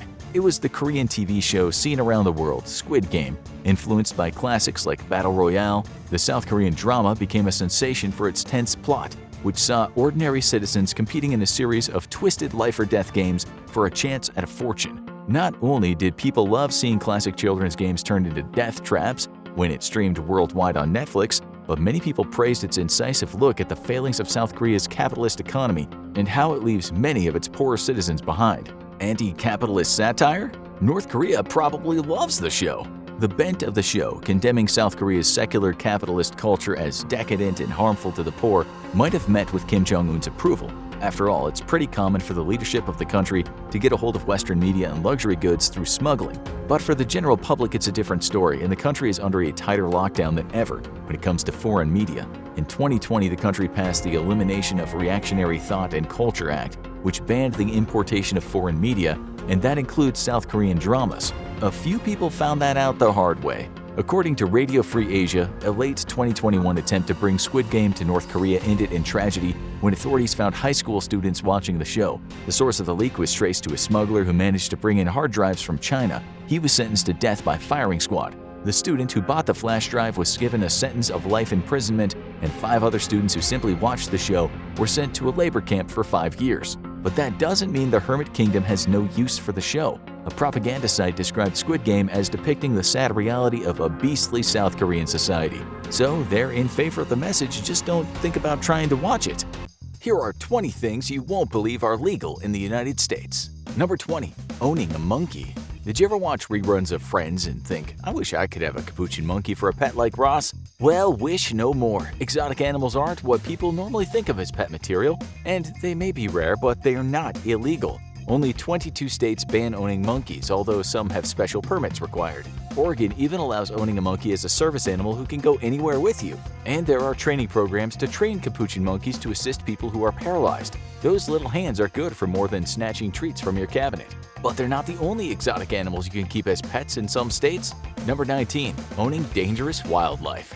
While some animals are regulated from import due to their status as endangered or invasive species, for the most part, animal laws are left up to the states. That means whichever state you enter, you might be entering a wild kingdom. Almost all states allow people to own large snakes, tarantulas, and scorpions. 5 states allow people to own alligators without even requiring permits. Always wanted a giraffe? Head down to Florida. If you're a fan of wild cats, tigers, lions, and cheetahs are legal in a select few states, just to make sure they're well fed. And fans of Yogi Bear should probably head to Massachusetts, where they can have a picnic with their very own pet bear. But what if you don't want to own unusual animals? What if you want to eat them? Number 18. Eating Lassie, Garfield, or Mr. Ed. If there are 3 animals Americans love, it's their cats, dogs, and horses. 2 are beloved household pets, and the other is a noble steed and can occasionally win you a lot of money at a racetrack. So it's not a surprise that the slaughtering and sale of these animals for food is banned. But what isn't banned is eating them. It would have to be a private transaction with no money exchanged or an animal you owned, but if you really have that craving, it's totally legal to indulge it. Just don't expect the family pets to look you in the eye when you come home after your secretive dinner. Some people's taste in meat, though, is a bit more wild. Number 17. Eating roadkill. Well, at least you know it's fresh meat when you just saw it wandering across the road a few minutes ago, right? Most people don't think good eating when they just see a raccoon or an armadillo meet their end in a car accident, but it has a big cult following with recipes abound for harvested wild animals. There are concerns about parasites and other diseases coming from the untreated meat, which is why it's illegal in Texas, California, and Washington, but otherwise go to town. And Montana even specifically passed a law guaranteeing your right to fill your belly with roadkill. But that doesn't mean the food you buy at the store is entirely safe. Number 16. Arsenic in your food? You've probably eaten a little bit of arsenic in many of the most common foods, including rice, seafood, apples, and any fruit grown without pesticides. Arsenic is considered one of the deadliest chemicals out there, packing toxins that can increase your risk for cancer and damage your heart with consistent exposure. That's why the European Union banned the chemical in their food products. But the US didn't follow suit. Instead, the FDA set maximum levels allowed in food products, which is supposedly safe, but a lot of people worry about eating it constantly. But these next legal food additives can cause some uncomfortable side effects. Number 15. Olestra in maltitol. People love to cut calories, especially when it means they can eat more of their favorite things. So when low-calorie potato chips made with a chemical fat substitute came out, there was excitement all around. Olestra seemed to be a miracle substance, except for one unfortunate side effect. It caused digestive distress in anyone who ate too much, leading to its ban in the European Union and Canada. But in the US, it joins the sugar alcohol maltitol as a low-calorie additive that can wreak havoc on your digestive system, but remains illegal. Care to chase those fat-free potato chips with some sugar-free gummy bears? To go with food, you'll need some drink, but be careful if you're underage. Number 14. Drinking underage. Kind of. The drinking age has been 21 for several decades in the United States, leading to a boom in fake IDs for college students, but it's not so clear-cut everywhere, and exceptions abound. 5 states don't allow any exceptions, but a majority of states let minors drink on private property with their parents around. Half the states let minors drink for religious reasons, such as the Passover Seder, where 4 cups of wine are part of a religious rite. 11 states even allow minors to drink for educational reasons, so culinary school might look a lot more inviting to some kids. After a few drinks, it might be time to head to the casino. Number 13. Counting cards. You've seen it countless times on TV, the sneaky card counter cheating the casino. But the security team is wise to him. They grab him, escort him out without his money, and maybe rough him up a little on the way. But this is mostly fiction. In fact, card counting is legal. After all the gambler is doing is using their mind to increase the odds, not cheating. But you're on private property, and while you can't be arrested for it, that doesn't mean the security team can't throw you out in Vegas. But in Atlantic City, a state Supreme Court ruling made it fair play, and it's open season for those with sharp eyes. But some surprisingly legal things are closer to home. Number 12. Marrying your step-sibling. Imagine your single mom has gotten engaged, and now it's time to meet the family. You meet your new future stepdad and his kid, who is roughly the same age as you and happens to be the person you've had a crush on for years. Awkward. Guess that puts the kibosh on that potential relationship, right? Wrong. Well, there's definitely a family connection now. No state considers step-siblings to be legal family for the purposes of sexual relations and marriage. So feel free to live out those hot step-sibling fantasies, just maybe not when the folks are around. But it's not the only family connection that's legal. Number 11. Marrying your cousin? When people talk about marrying their cousin, most people probably hear the banjo music in their heads. It's definitely frowned upon by a lot of people, but it's actually not as illegal as you might think.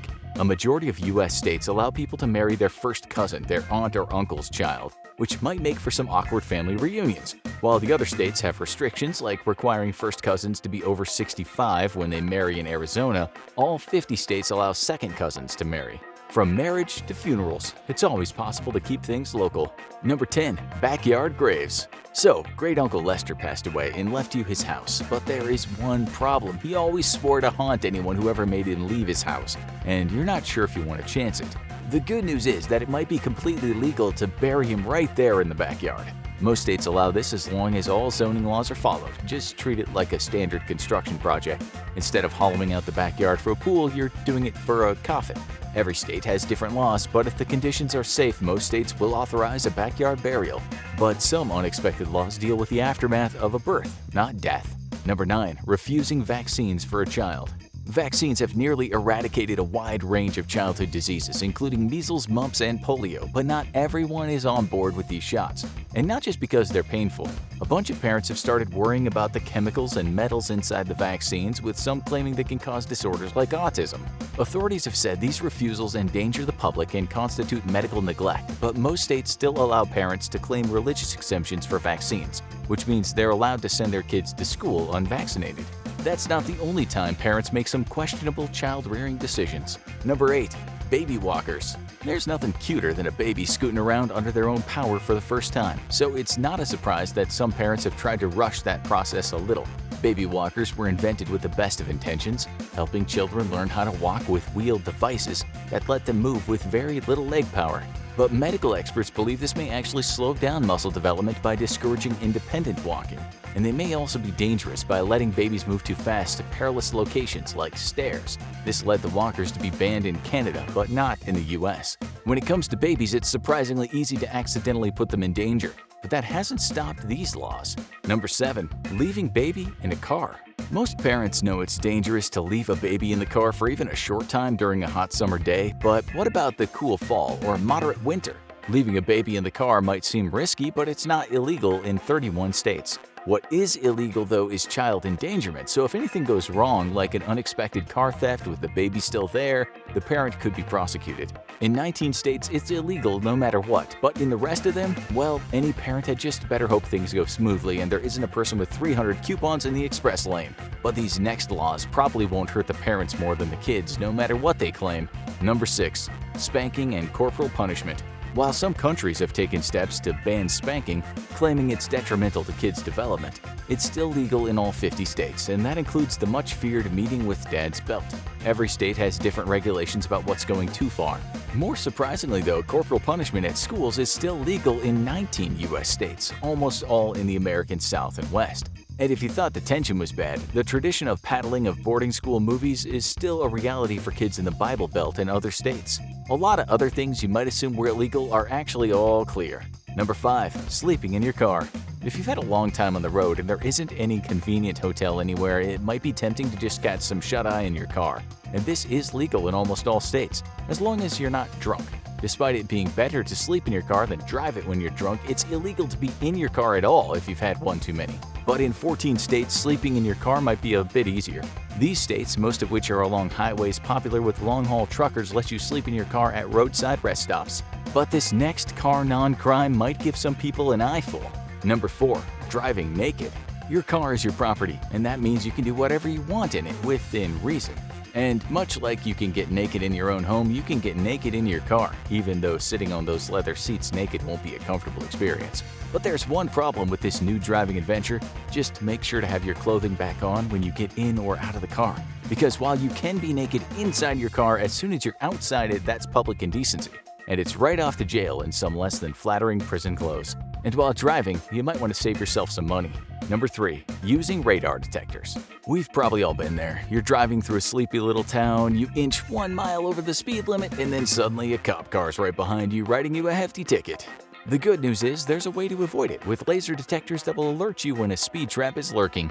While cops likely don't like these devices much, they're legal in all states besides West Virginia and Washington, D.C. for security reasons. Laser jammers, which prevent radars from picking up your speed, are more controversial but still legal in 40 states. The next one is one of the coolest things you can do, but it's not illegal. Number 2. Misrepresenting yourself online. As relationships move to the online world, this has become so common there's even a word for it: catfishing. People get involved with someone online with only a picture and their words to go off, and then they turn out to be someone completely different. There's even a series where an investigative team finds out the truth about these online personalities' actual identities called, you guessed it, catfish. But as cruel as it can be to lie to someone, it's only illegal if done to defraud someone out of money. Otherwise, let the smitten online beware. But no non-crime shocks people as much as this next one. Number 1. Tearing off the mattress tag. It says so, right there. Do not tear the tag off under penalty of law. Surely if you touch it, the FBI is coming for you, right? Well, not quite. That tag is accurate, but it's not for you. It's for the seller and only the seller, so its origin can be tracked for any potential recalls or quality issues. But once you purchase it, feel free to cut it off. The only consequence is that you can't resell that mattress legally. But there isn't much of a market for used mattresses anyway. This is probably a big relief to scissor-wielding kids everywhere. States and countries all have their own laws, and many things are banned in one place or another. But some items have been banned in the whole United States, or even in the whole world. Here are 10 of the most illegal things ever invented. Number 10. Body armor. Wait, body armor? Why is the government banning an item designed to protect you? After all, soldiers wear it all the time, and the protective gear has often saved them from a fatal injury in combat. And Kevlar bulletproof vests have become standard issue for many police officers, making it possible to survive a bullet to the chest with only some bruised ribs. But for civilians, being in possession of a bulletproof vest or other items of body armor could land them in some serious jail time in the US. Why does the US government want to keep those items out of civilian hands? The argument is simple. The average American is unlikely to need body armor. Unless you're really paranoid, no one is walking through life expecting to take 2 bullets center mass. So the government assumes that if you want bulletproof vests or other body armor, you're probably planning to commit a crime where you're expecting to be shot at. That's why they made it illegal under federal law for anyone convicted of a felony to possess a bulletproof vest. And anyone who commits a federal crime while wearing one will get a longer sentence. States have joined in with similar laws. The law has been challenged under multiple grounds, but it stands to this day. But even stranger, one of the most illegal items out there is a toy. Number 9. Lawn darts. If you're of a certain age, you probably remember those lazy summer days in the front yard. Dad was grilling and you and your siblings were playing a rousing game of lawn darts. A target would be laid on the ground and the players would take turn tossing sharp-tipped darts underhand. The goal would be to get the darts inside the target ring to score a point. Some versions had a bullseye ring that could be hit for bonus points, and the game became popular due to how easy it was to set up and the low cost compared to other games. And what could ever go wrong with giving kids some sharp-tipped darts? The darts were legal until 1970, when the Food and Drug Administration classified them as a mechanical hazard. They were still allowed to be sold, but additional precautions were required, and they were banned from toy stores. They remained technically legal for another 8 years until a 7-year-old girl was killed by the darts in 1987, and the U.S. Consumer Product Safety Commission acted. The darts had caused a whopping 6,100 emergency room visits in that 8-year gap. Canada soon banned them as well, and the deadly toy has not been on store shelves since. Lawn darts are an accidental hazard, but this next item definitely intended to create chaos. Number 8. Machine guns. It's one of the ultimates in weaponry. Machine guns are known for being two things: fast and powerful. They're auto-firing long-barreled firearms that auto-load, meaning you don't need to do anything but squeeze the trigger, and you'll have a hail of bullets ripping at the enemy. Unlike traditional assault rifles, the machine gun is designed for sustained fire, and as such is very popular in the military. It's often mounted atop a tripod for easy maneuvering and can be used by tank gunners and shooters positioned above the fray as enemies approach. But if you're a civilian looking for one of these powerhouse guns, you're out of luck. The US is often known as a bit of a Wild West scene for guns, with most nations having far stricter gun control. But even in the United States, the machine gun is a step too far. A law banning machine guns was actually tucked into a bill repealing most previous gun control laws in 1986, making this one of the only laws banning a type of gun that the NRA actually supported. But technically, machine guns aren't 100% illegal. The law only applies to guns made after it took effect. So if you can find a 35-year-old machine gun, it's fair game. But otherwise, you might be facing charges for possession of an illegal weapon. But some banned weapons are a lot smaller. Number 7. Switchblade. It's a weapon that hides in plain sight. It looks like a simple handle, similar to the one you'd see on a Swiss Army knife. But the goal of this weapon isn't to contain many useful tools that you can use on the go. It only has one item, a razor-sharp blade that slides out automatically when a button or switch on the handle is pressed. This hidden weapon makes the switchblade easy to contain or slip into clothing and get past security, which made it a very popular choice for criminals who wanted to rob or attack people. And after a wave of switchblade-related crime, the government sprung into action. During the 1950s, there was a lot of alarm over a switchblade crime wave. While there was no real evidence that an army of young delinquents was cutting people with switchblades, it didn't stop Congress. In 1958, the U.S. Congress passed a law prohibiting the sale, manufacture, or importation of switchblades across the United States. Most states soon introduced their own laws banning the personal possession of switchblades and harshly punishing anyone who used them in a crime. Most of the rest of the world soon followed, with dozens of nations declaring themselves switchblade-free zones. But if you're a fan of this old-timey weapon, places like Poland and Mexico are still havens. It's not hard to see why this next item is highly illegal. Number 6. Nuclear material. The use of nuclear energy was a game-changer in many ways in the 1940s and beyond. Nuclear plants became one of the most efficient ways to produce energy for a growing nation, although fears of deadly meltdowns were constant. And of course, scientists figured out how to unleash the devastating power of nuclear energy in the last days of World War II with a pair of massive nuclear detonations over Japan. The proper use of nuclear energy became a hot topic across every country, but there was one thing just about everyone agreed with.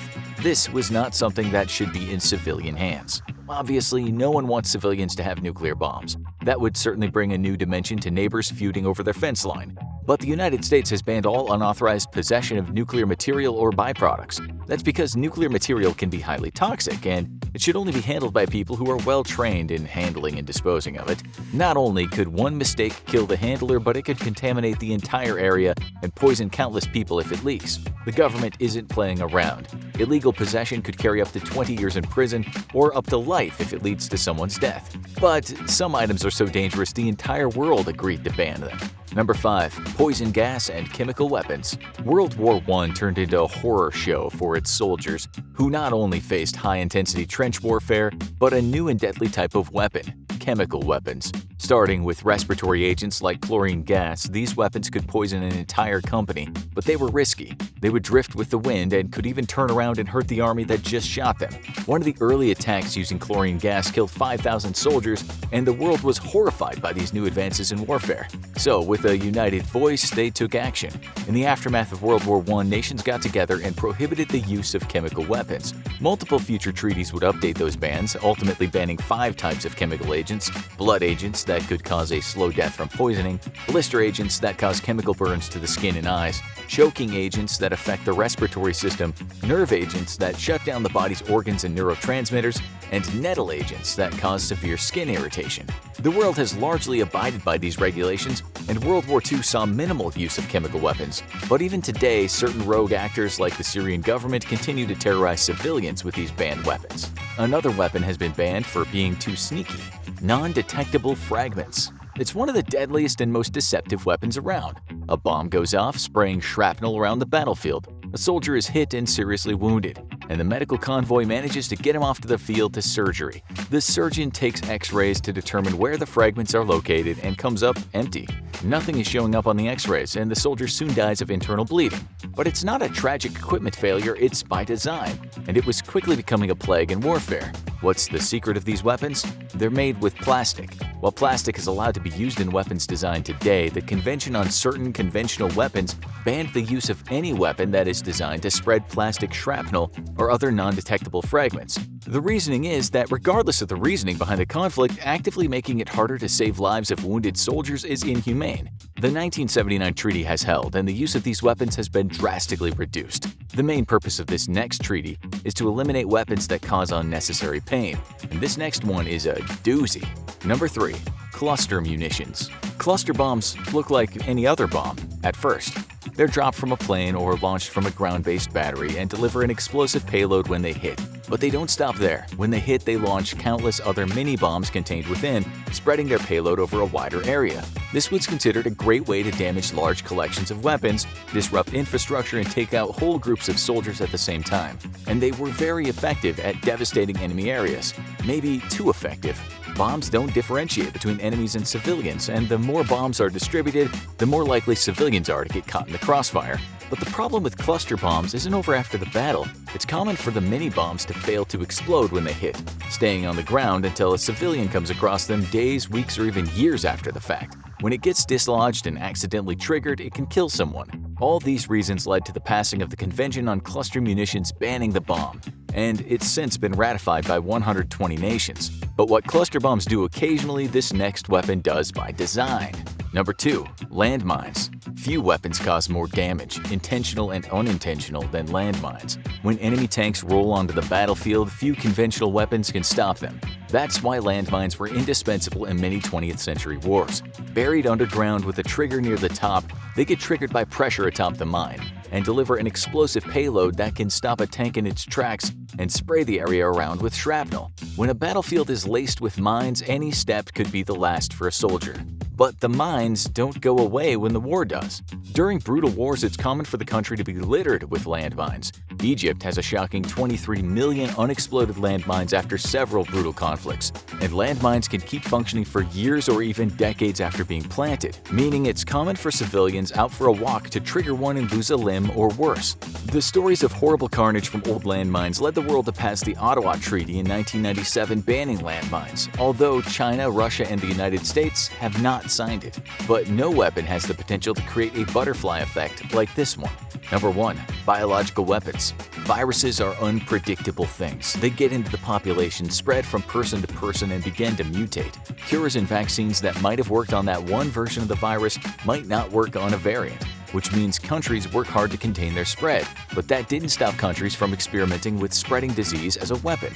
From rudimentary versions like blankets laced with smallpox being distributed to indigenous populations, to weaponized modern weapons containing anthrax or even the plague. These weapons could decimate a targeted population, but diseases rarely behave predictably. That's why in 1972 the world got together for the Biological Weapons Convention, which banned the development, use, or stockpiling of bioweapons of any kind. This covered countless disease vectors including viruses, bacteria, fungi, toxins, and insect vectors like mosquitoes and fleas used to deliver them. The treaty became one of the most ratified in the history of the world, with 183 state parties joining up and only a select few nations around the world holding out, because everyone has a reason to fear biological weapons gone wrong.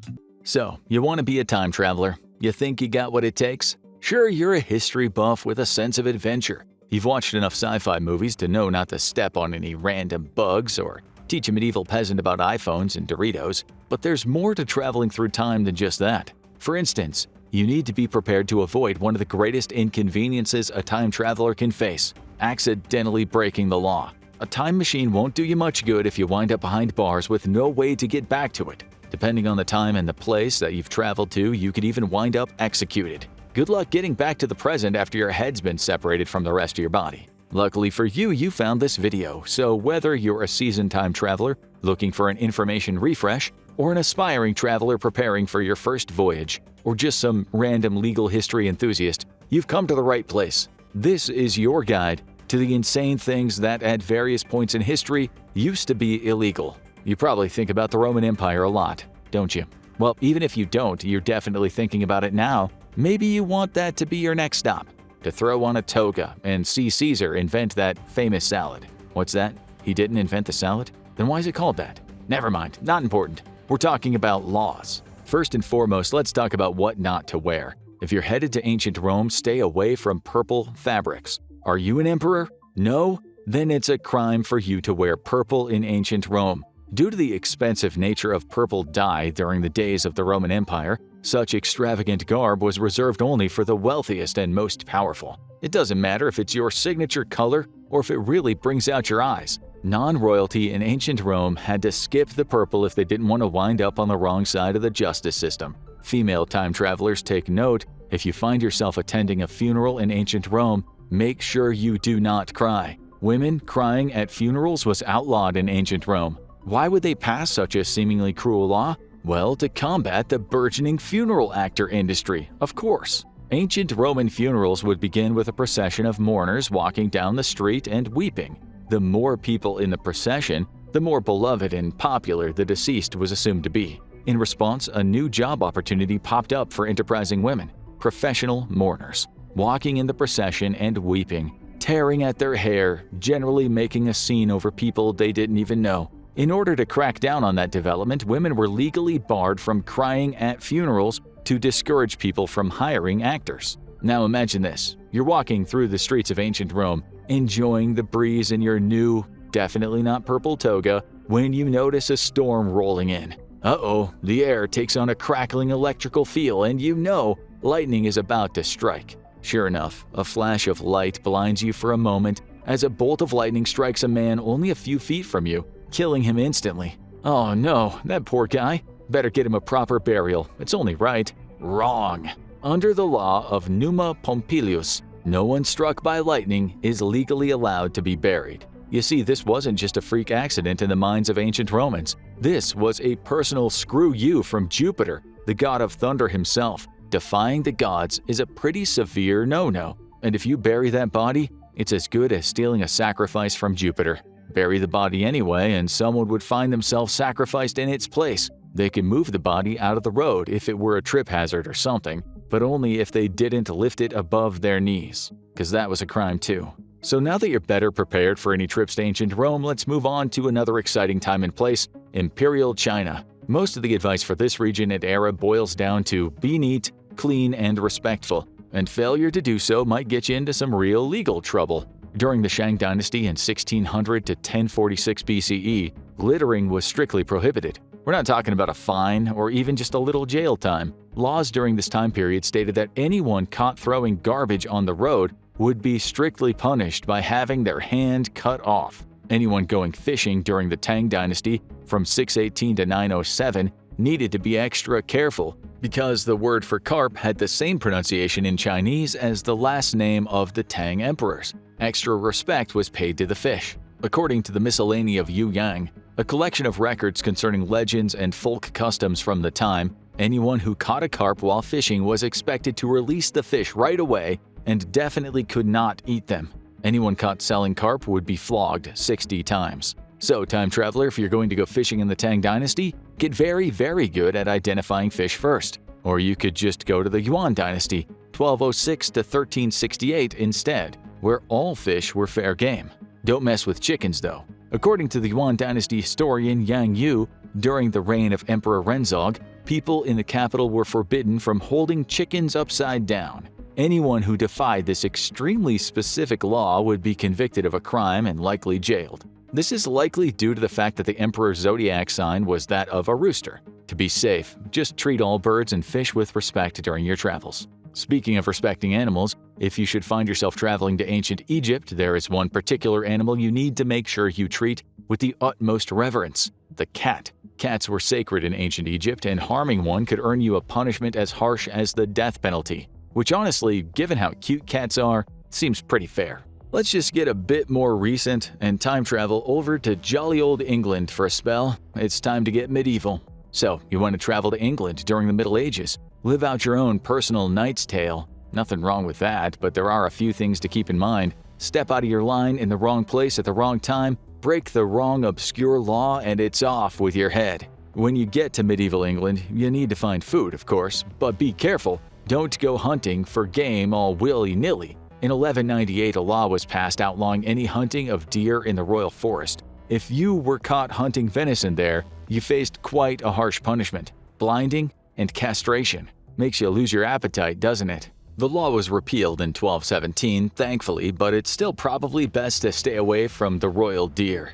Maybe it's best to avoid meat altogether and just stick to bread and ale. Just be careful if you decide to sell bread or ale in medieval England, though. In 1266, a statute was issued that fixed the prices of bread and ale in order to eliminate competition between those selling them. Bread was expected to be sold at a certain weight in correlation with the price of wheat, and a baker caught selling underweight bread would be fined and pilloried for violating the law. Oh, and speaking of food, don't think you'll be eating any grand six-course meals. From 1336 to 1856, a law proclaimed by Edward III was on the books, stating that no man, of whatever rank he be, could be served a meal with more than 2 courses. There were some exceptions for special occasions such as Christmas, which allowed for 3, but otherwise that cap was strictly set at 2. Food wasn't the only legal minefield in medieval England.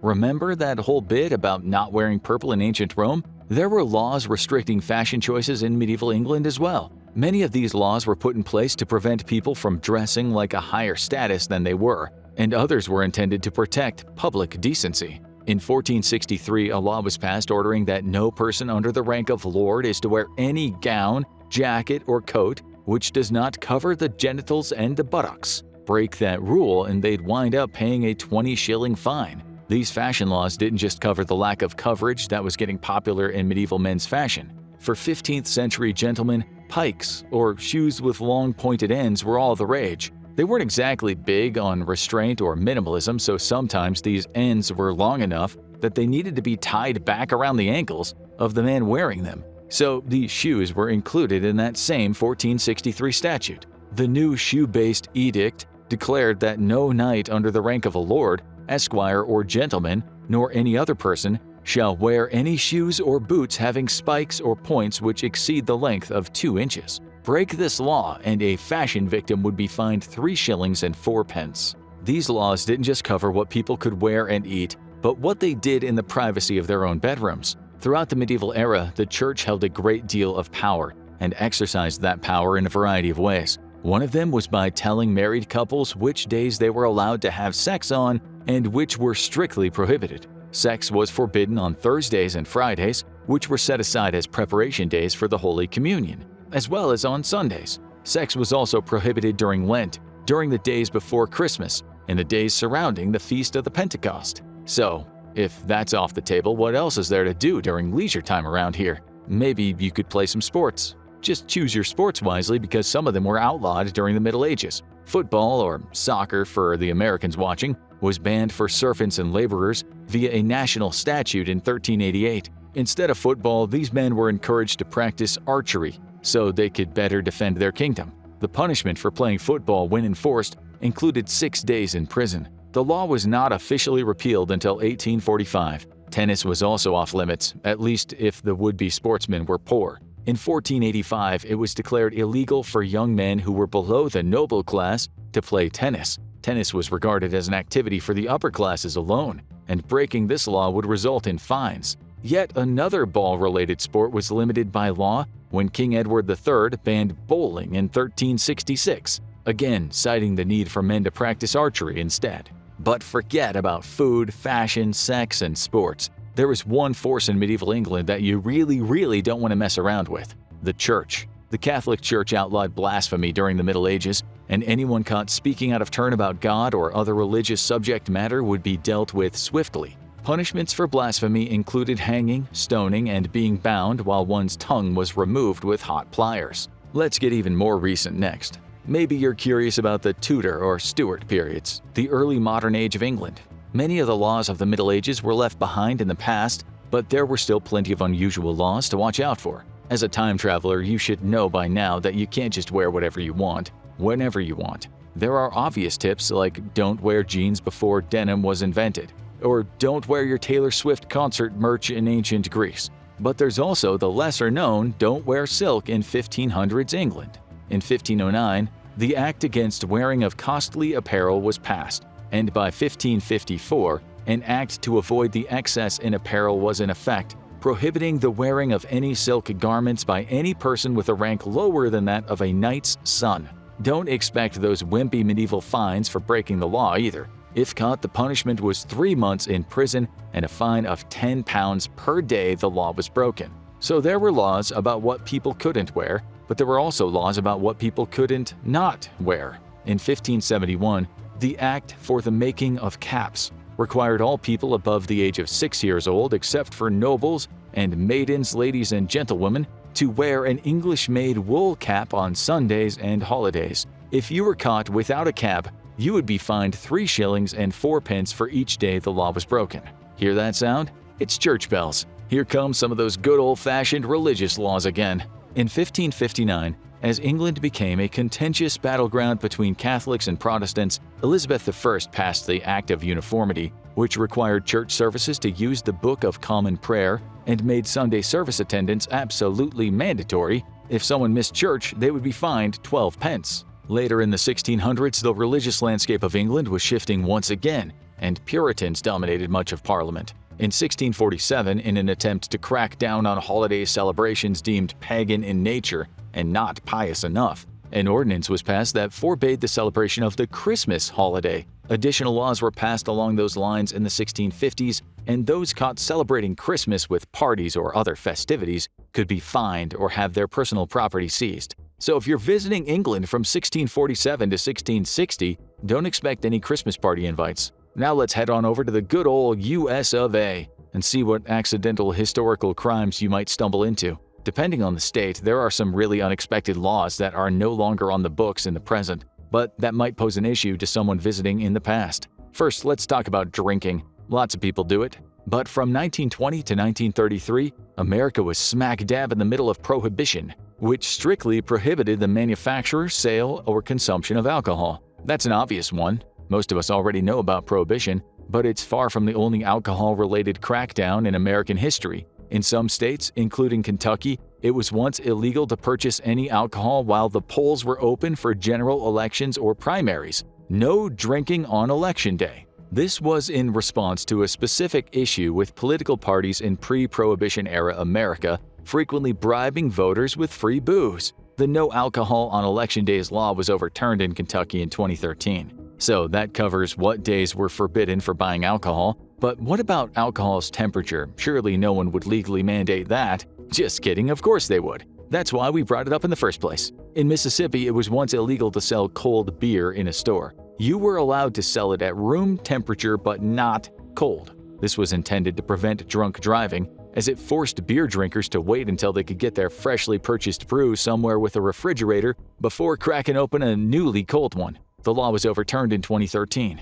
Sure, those laws were a bit odd, but at least we're not in the Middle Ages anymore. There definitely won't be any more religiously motivated laws that restrict public life and leisure time. What's that?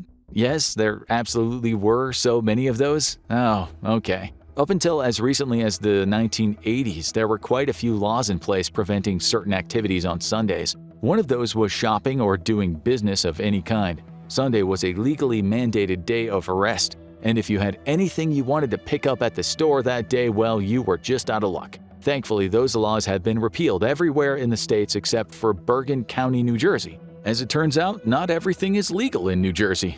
Other, more restful activities were off limits too. New York State maintained their blue laws banning work and activities on Sundays, for decades, limiting shopping and alcohol sales, but also limiting the acts of golfing or going to the circus. These laws were relaxed in 1952, but prior to that, no looking at clowns or hitting balls was permitted on the Lord's Day. Speaking of fun things to do, specifically involving balls, you know what's always a good wholesome time? Pinball. That all-American arcade classic game that no one in their right mind would ever have a problem with, let alone try to outlaw, except, of course, for the time that it was absolutely outlawed. From the time that the first coin-operated pinball machine was introduced in 1931, it was considered a form of gambling that many wrote off as immoral and dangerous to society. It was a game of chance that cost money, and that was too close to gambling for comfort in the eyes of church groups and others, including Mayor Fiorello LaGuardia of New York City. On January 21, 1942, pinball machines were banned in public spaces in New York City. The police raided candy shops, bowling alleys, bars, and any other public space that might have a pinball machine, confiscating 2,000 machines. They called the press to come and watch and smashed the pinball machines to smithereens with sledgehammers. Other cities soon joined in and banned pinball as well, including in Chicago, New Orleans, and Los Angeles. It wasn't until the 1970s when the flipper mechanism was added to the game and the attitude around pinball shifted to considering it a game of skill rather than chance. In 1974, the California Supreme Court overturned the Los Angeles ban. 2 years later, New York followed, and pinball regained its place in public spaces and the hearts of Americans everywhere. Games are one thing, but there's no way that there were any American laws on the books prohibiting expressions of joy and fun that are as ancient as humanity itself. Activities like, say, dancing. Oh, who are we kidding? We've all heard of Footloose. Of course there were anti-dancing laws. New York passed a cabaret law banning dancing in businesses without cabaret licenses, which was ratified in 1926. It wasn't repealed until 2017. And it wasn't the only dancing law. In the town of Elmore City, Oklahoma, a ban on public dancing was enacted in 1898. Like in the plot of Footloose, this ban was intended to prevent the immorality that religious leaders believed could result from dancing, including drinking and premarital sex and fun. Without Kevin Bacon there to save the day, the town's ban remained intact for nearly 100 years until Elmore City High School students rallied against it in 1980. The students sought to overturn the ban in order to have a senior prom. There were objectors like Reverend F.R. Johnson who said, "No good has ever come from a dance. If you have a dance, somebody will crash it and they'll be looking for only two things, women and booze. When boys and girls hold each other, they get sexually aroused. You can believe what you want, but one thing leads to another." In spite of his comments, the students got their way, and the ban was officially overturned. Now, hopefully you're a little bit more prepared for your travels through time, or maybe you've decided time travel isn't for you after all. If that's the case, then at least you know a lot of law-based trivia that you didn't know before. Either way, your chances of winding up in a medieval prison or being put to death in ancient Rome are significantly smaller than they were before, and you have no way of proving otherwise. The United Kingdom, once it was the greatest superpower in human history, as well as a place where you had to pay fees to have facial hair, and where handling fish suspiciously is still a criminal offense. These are regular things that are illegal in the UK, not practicing archery. Everyone has different hobbies and interests, but up until 1960, it was actually illegal to not practice archery in England. This law may no longer be around, but it's without a doubt one of the strangest laws ever enforced. But why was England so hell-bent on forcing all adult males to practice archery? Were they putting together the biggest Robin Hood cosplay in history? Not quite. It actually has a lot more to do with the French. Well, to be honest, with the rest of Europe. See, for a long time, England's favorite hobby in the world was to fight literally everybody. Though its feud with the French has lasted so long that this 140-so-year break in the bickering and fighting is more of a pause. In past days, few archers were as feared as English longbowmen, who combined great accuracy with incredible power. These massive bows could deliver arrows hundreds of yards, and were powerful enough to pierce even steel armor breastplates. As an added bonus, longbows were extremely cheap and quick to manufacture. While each sword or shield cost a significant sum and days of labor to make, a good longbow took a fraction of the cost and the time. That meant the English could outfit many longbowmen, a handy thing when you're constantly at war. It was thus required that the English men regularly practice with the longbow, as any one of them could be conscripted at the drop of a hat. For a time, accidentally killing someone with a longbow was also not punishable by the law. All this went away relatively recently, when the Unlawful Games Act of 1541 was replaced with the Betting and Gaming Act of 1960, using your phone to pay at a drive-thru. Modern technology has created an absolute wonder in your pocket, a device capable of looking up any information you could ever desire and letting you speak in real time with any human being on the face of the earth who also has a phone. But perhaps one of the most convenient uses of a smartphone is the ability to pay for everything from online purchases with a swipe to stuff in the real world with just a tap. Even before the pandemic, many businesses were adding contactless pads for payment, and now they're all the rage. You simply tap your phone to the pad and presto, your payment is complete. But pull that stunt at a drive-thru in the UK and you'll be facing a fine of £200 or $59.17 fish and chips. Why? Because the UK takes a pretty stiff stance on using your phone while driving, and unless you shut down your engine or engage your parking brake, quickly tapping a phone for a payment at a drive-thru window before grabbing your food still counts as using your phone while operating a motor vehicle. If the bobbies catch you doing it, you can expect not just the aforementioned fine, but 6 points on your license. No getting drunk at the pub. Shortly after the invention of alcohol, mankind invented the pub, a place to go and consume said alcohol with little to no judgment. Pubs are great local watering holes where you can catch up with your friends, your community, and catch up on all the gossip.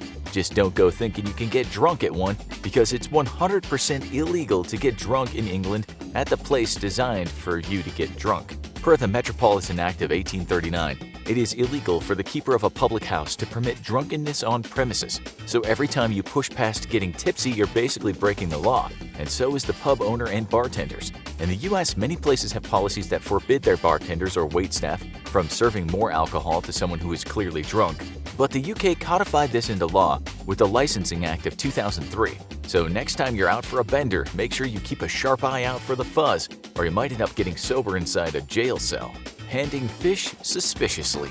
We've all been there. You're walking down the street when suddenly you spot a guy coming your way. In his hands is a large bass, and he's holding it in a most suspicious manner. Is it a weapon of some kind? Is the fish stolen? Is it even a real fish at all? You may never find out, but make the move in England and you can rest easy that nobody will ever handle fish suspiciously around you ever again, because it's illegal.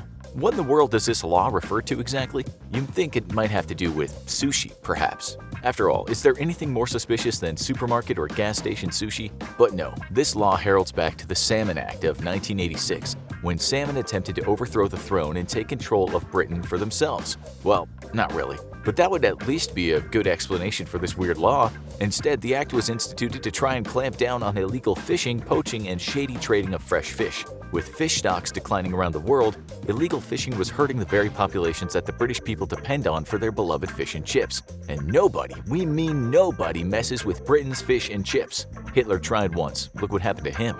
The Salmon Act of 1986 punishes anyone receiving or disposing of salmon in an illegal manner, but the act has been expanded on to include other fish such as trout, eels, lampreys, and smelt. We had no idea lampreys were even edible. But we're fully behind any regulations that seek to protect wildlife populations from exploitation and overfishing. If you live in Britain or plan on visiting, make sure that when you buy fish at the supermarket, you don't handle it suspiciously, and you should stay on the right side of the law with this one. No police or military costumes. In the US, a large network of volunteers works to identify and publicly out individuals impersonating police or military personnel. Called Stolen Valor, the effort has been highly successful in identifying people who may have tricked even friends and family with false accounts of service, often accompanied with a hefty amount of fake military medals. However, it's not illegal to dress like a police or military member to an extent, as long as you're not actively trying to fool people into thinking you are one. Hence why the two professions remain the costume of choice for Halloween parties and Chippendale shows. But in the UK, they take things a bit more seriously. According to the Seamen's and Soldiers False Characters Act of 1906 and the Police Act of 1996, it's illegal to pretend to be part of the military or police. We're not really sure just how far the UK government is willing to go to punish you if you showed up to a party as a sexy policeman, but given the punishments for handling fish suspiciously and getting drunk in a pub, we're not sure we want to push it either. Carrying a plank of wood. Maybe you're helping a friend with a home renovation. Maybe you're just putting up a new bookshelf. Either way, you're walking down the sidewalk with a large plank of wood when suddenly the Rozzers are slapping handcuffs on you and dragging you to jail. You just made a big mistake, because in London it's illegal to carry a plank of wood on the sidewalk. According to Section 54 of the Metropolitan Police Act, you cannot carry a plank of wood along the sidewalk unless you just recently unloaded it from a van. So, if you're bringing a spare plank of wood to your neighbor or perhaps bringing it out to throw it in the bin, congratulations, because you just earned yourself a whopping £500 fine, or 151.52 fish and chips. Why does London take such harsh stance on builders? We're not sure, but perhaps there was a spree of plank-related crime that we're unaware of. Either way, if you plan on building some new bookshelves in your London apartment, maybe try dragging your new shelf instead of carrying it. That shouldn't technically be illegal. Just forget about wheels, ladders, or poles, which are also illegal to carry down a sidewalk unless you've just unloaded them from a van, which kind of makes us think that at some point London was plagued by a circus-related crime spree. Knocking and running. It's a childhood game as old as doors. A group of children gather together, egging on one member to run run up to the nearest house and give the door a good loud knock. Then the group flees, giggling all the way until they stop and the next member builds up the courage to knock and run. If you're ever on the receiving end, it's mildly to moderately annoying. But as a child, it's undeniably great fun. Try it in England, however, and you'll face another fine of 151.52 fish and chips, or 500 pounds. The Metropolitan Police Act of 1839 makes the activity of willfully and wantonly disturbing any inhabitant without lawful excuse a criminal offense, and if caught, you'll basically be giving up your allowance for the next few years. No lingering after a funeral. Funerals are somber, very sad affairs. Nobody wants to attend one, but unless you cut all ties with family and friends, you'll eventually have to. As a time-honored tradition, funerals allow loved ones to say goodbye to the deceased and can help process the grief of tragic loss. Typically, there's a small graveside ceremony with a religious figure of some sort, some words of comfort, and the group might recollect some fond memories of the deceased. Then you have one final chance to say your goodbyes before the coffin is lowered into the grave and the dirt is piled atop it. It's a very difficult affair for most people, and the finality of it all can leave people processing it for days or weeks to come. But you don't dare linger around the gravesite after the ceremony is officially done in England, or you'll be answering to the bill as they come to give you a stiff fine. Some of the laws in this episode obviously are rarely, if ever, enforced, but sadly this one was in fact enforced in 2015 when a man was fined 160 pounds, 48.49 fish and chips, for lingering an extra 20 minutes at his wife's grave. No doubt caught up in the grief of his loss, he was still forced to pay the fine for a law meant to allow the gravediggers to work undisturbed, which was actually a valid concern for a Victorian-age England that was rife with grave robbers looking to sell your deceased friends and family to unscrupulous doctors that wanted to practice their surgical arts. Maybe though this is a law that can be officially retired. But for now, make sure you head home briskly after the casket's in the ground, or Britain will fine you for being sad. No cutting in line. Nobody likes a line cutter. It's basically one of the first things you learn not to do in preschool. Sadly, there's still plenty of people who are fully functional adults and still think the world revolves around them, and cutting in line is no big deal. Try that in the United Kingdom of Great Britain and Northern Ireland, though, and you'll get slapped with a monstrous 1,000-pound fine, 303.03 fish and chips. To be fair, the law applies to cutting in line at the subway, or tube as it's called across the pond. And for once, this is a law we are fully behind and would love to see implemented at basically anywhere. Perhaps especially at concerts and nightclubs where jumping in line is habitual to the point of criminality. Honking your horn. Who hasn't honked their horn in anger after being cut off or because the guy in front of you is too busy texting to see that green light? Try that in jolly old England and the plot will have something to say about it. The law expressly forbids individuals from sounding their horn aggressively after being annoyed or frustrated. It's also illegal to honk a horn while the vehicle is stationary or in a built-up area between 11:30 p.m. and 7 a.m. Violate this law and you'll face a fine of 50 all the way to 1,000 pounds, 15.15 to 303.03 fish and chips. Illegal immigration in the United States is a very hot-button topic, even going so far as to prompt President Trump's much-delayed plans to build a wall that separates the United States from Mexico via the southern border. While the overall effectiveness of a wall is in question, data shows that illegal immigration has decreased by 1 million over the last 12 years, though an exact figure of how many people cross the border illegally each year can be difficult to ascertain, especially with reputable sources. Every year, though, 1 million legal immigrants enter the United States, and of the 45 million people who have entered the U.S. in the last decade as temporary visitors, 1.17% of them have overstayed their visas. For people who cross the border illegally, though, just how do they get here? And what are some of the craziest ways people have attempted to cross the border and start a new life in the U.S.? For any illegal immigrant, crossing the border can be a daunting affair. Typically, the only real hope for crossing the southern American border is to do it through the vast and remote wilderness stretches, as civilized areas feature strong fences with various anti-climbing features. The presence of law enforcement in the form of local police and border patrol agents can also make attempting to cross the border illegally in a city very risky indeed, and typically not worth the effort. This leaves would-be illegal immigrants with crossing the border being the safest bet, at least safe in terms of not being caught by law enforcement. Large swaths of terrain exist where on both the Mexican and American sides there's nothing but wilderness and little to no fencing to deter border crossers. Historically, illegal immigration was not seen as a serious enough issue to warrant policing those remote stretches of desert, and the inhospitable terrain itself was often a difficult enough challenge to deter an attempt to cross. Illegal immigrants here face dangerous animals, animals in the form of snakes, poisonous spiders, and even roving coyotes, as well as blistering temperatures in the daytime and freezing cold at night. Usually immigrants have no land navigation training and only know the general direction of where civilization exists. This means that many get lost in an attempt to make their way to a town or city, and the US Border Patrol regularly rescues hundreds of individuals on the brink of death from the wilderness. So, what are some ways that people have attempted to cross the border illegally? Junk in the trunk. In 2015, U.S. border enforcement agents in Arizona stopped 2 different cars for inspection. At one checkpoint, the agents discovered a man and a wounded female locked inside the car's trunk. And given that Arizona was at the time experiencing a major heat wave, the attempt was almost deadly for the two.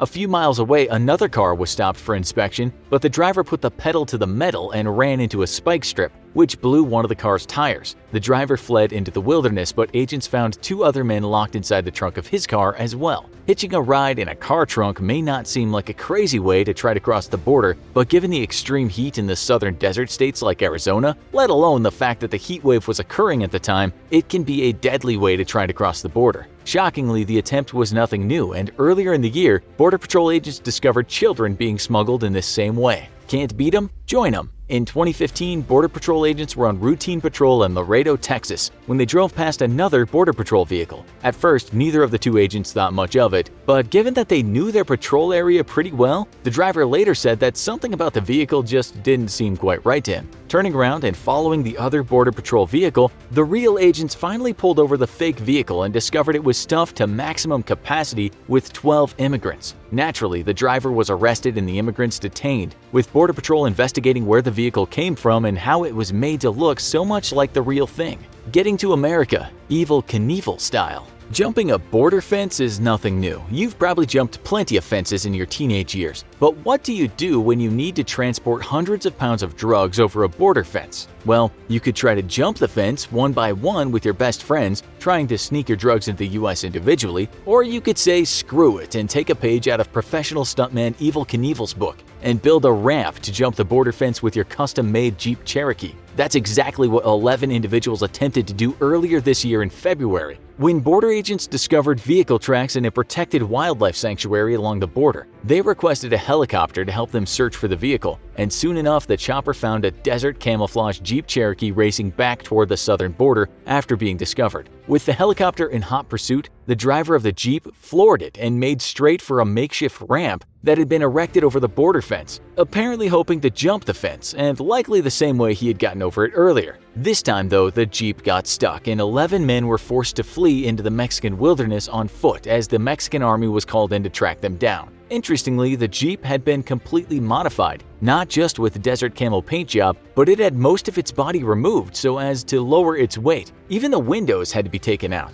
Only a plexiglass windscreen protected the driver, and the occupants were forced to hang on to pipes that had been added to the vehicle to act as a sort of roll cage after most of the body was removed. This wasn't even the first time that this sort of incident happened, and incredibly it seems that smugglers attempting to enter the US illegally routinely attempt to do so by climbing over the fence with their vehicles. In 2012, another Jeep Cherokee, this time completely unmodified, was discovered teetering on a 14-foot-tall border fence after the vehicle had gotten stuck at the top. Apparently, the smugglers had used homemade ramps to get the vehicle to the top, then dropped 2 ramps for it to make its way down the other side. However, they hadn't counted on the fact that the vehicle didn't have the break-over angle necessary to clear the fence itself, leaving the body of the vehicle unable to clear the top. The smugglers left the scene and US law enforcement got a free vehicle to auction off. Why go over if you can go under? Understandably, most drug smugglers or illegal immigrants aren't keen on trying to stunt jump their way across a 14-foot-tall border fence like they were the star act at a monster truck show. For those wishing to travel in relative comfort across the border, the solution is simple. Don't go over, just go under. In 2010, law enforcement discovered a 600-yard tunnel that ran under the US-Mexico border. The tunnel began in a warehouse in Tijuana and ended in a warehouse in San Diego, with the entrances cleverly concealed inside a bathroom sink. Agents investigating the tunnel were amazed to discover that the tunnel was fitted out with lighting and ventilation systems, as well as a working rail system to quickly zip along. quite a hefty investment of both time and money. But given the whopping 30 tons of marijuana that were discovered inside it, it's clear that its construction was worth it to whoever built it. Yet 125 tunnels have been discovered since the 1990s, and law enforcement is confident many more exist but are still undetected. While the Border Patrol operates a sophisticated tunnel task force that uses ground-penetrating radar, the border is so vast that it's all but impossible to find most of these tunnels. Fly like an eagle. Drug smugglers have been using aircraft since aircraft were invented really, but regular airplanes are too easily detected and are forced to file official flight paths and travel itineraries with the US government. Failure to do so can lead to you getting intercepted by the US Air Force or simply having law enforcement waiting for you when you land. Two things that drug smugglers are notorious for not wanting to happen. In recent years though, smugglers have gotten around these two little problems by instead flying ultralights, tiny aircraft that aren't much more than a single engine, a prop, and glider-like wings. While they can only carry a few hundred pounds of drugs at a time, they're flown at night with the aid of night vision goggles and have their wings painted black. Their low altitude makes them all but impossible to spot on radar, and their quick speed can make them difficult to track and follow with ground vehicles, even if spotted. In just 2011, law enforcement reported 228 incursions by aircraft across the border, and they were just the ones actually detected, leaving the real number of ultralights being flown into the US a question. Beep beep, I'm a Jeep.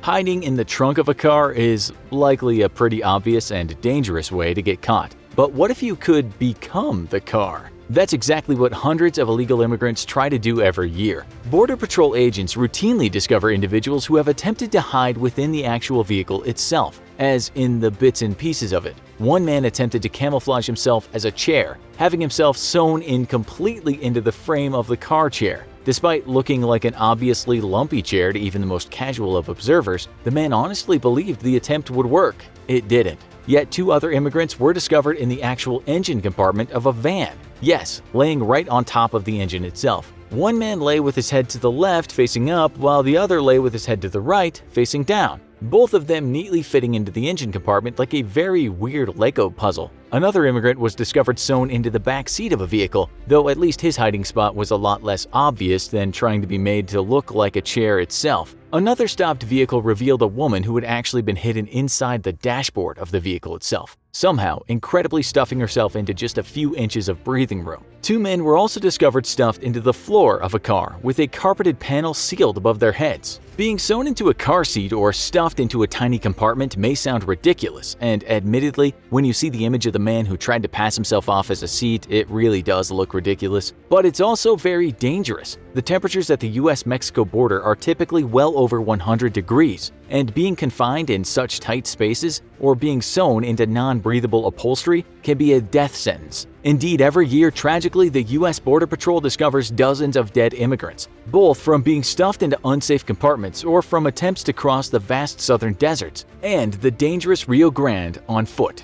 So, you're thinking of taking a vacation to North Korea? First question, why? No, seriously, why in the name of sanity would you want to do that? Listen, we here at the Infographic Show Travel Agency can't officially pass judgment on your decision. The customer is always right, after all. But it would be irresponsible of us to not point out just how dangerous that idea is. We genuinely cannot advise that you go to North Korea. And even actually licensed travel authorities will tell you the same. As if ongoing tensions between South Korea and the DPRK weren't enough to make you reconsider, you are aware of the brutal dictatorial regime that runs North Korea, right? Even if you were to go on a tour, that wouldn't protect you from being stopped and potentially detained or arrested by authorities, as well as possibly having your belongings searched or confiscated or even having your communications monitored. Look, before we end up booking the last plane tickets of your life, let us just run you through a list of the laws from there to see if you'll still be set on making this insane trip after you hear about these normal things that are totally legal everywhere else in the world but are illegal in North Korea. You like music? Of course you do, everyone does, movies too. Who doesn't love watching movies, even on vacation?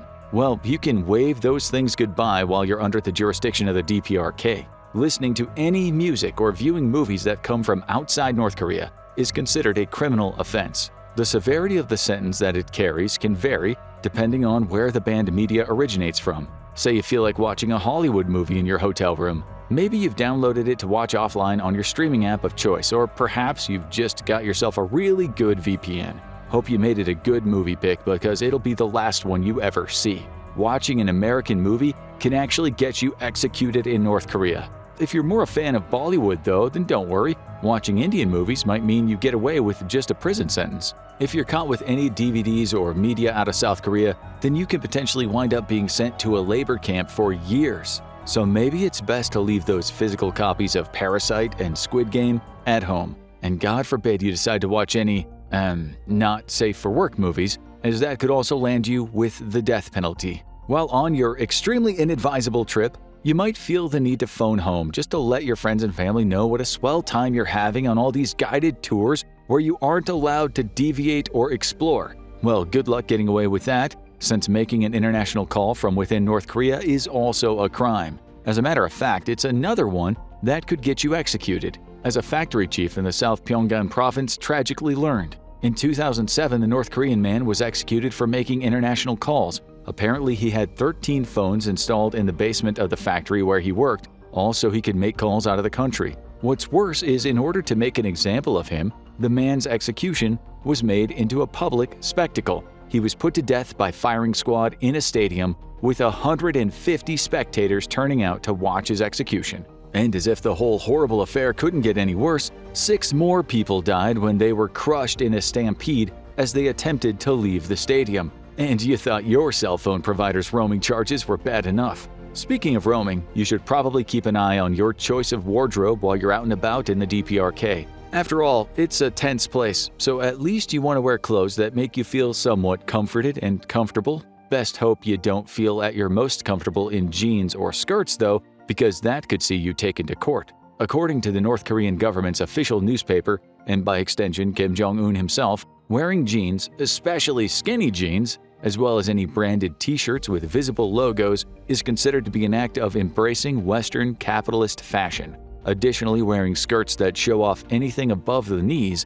is also outright banned. This even applies to shorts too, but that ban seems to be enforced more against women than men. As many as 10 women were arrested for wearing above-the-knee trousers during a heat wave in North Korea in 2023. And don't even think of trying to deal with the heat upwards of 80 degrees Fahrenheit by wearing a bikini. That's yet another anti-socialist article of clothing, and one that conveys you partake in a capitalistic lifestyle. The only way to atone is to write out a statement of self-criticism and sign a document stating that you agree to receive more severe consequences if you're caught committing such crimes against fashion again. And you can only be released provided someone can bring you something more appropriate to wear, so you better hope there's an acceptable change of clothes in your suitcase. As if suppression of any self-expression through clothing wasn't enough, North Korea even has restrictions on what haircuts people can have. There's even an official list of state-sanctioned haircut guidelines released by the DPRK's government that includes even more oddly gendered instructions. For example, men are prohibited from having hair longer than 5 centimeters or just shy of 2 inches until they reach a certain age, wherein they're generously afforded to grow it out a little more, up to a whole 3 inches. Having spiky or dyed hair is also banned, as it's considered as bad as wearing a pair of skinny jeans when it comes to expressing capitalist sentiments. The ladies of the DPRK, on the other hand, have a whole 14 styles they can choose from, but married women are told to keep their hair slightly shorter. All the single ladies in North Korea are allowed to have looser, curlier styles, but God knows where that leaves any non-binary or agender folks. Oh, and while we're on the topic of prohibited personal styles, piercings are also banned, so take out your earrings and kiss your tongue stud goodbye. Oh, and actually, while we're making sure you don't look too conspicuous on your trip, you'd better not be smiling while you're in North Korea. To be completely fair, this law isn't in effect all year round and is only really enforced on the anniversary of the death of Kim Jong-un's dearly departed dad,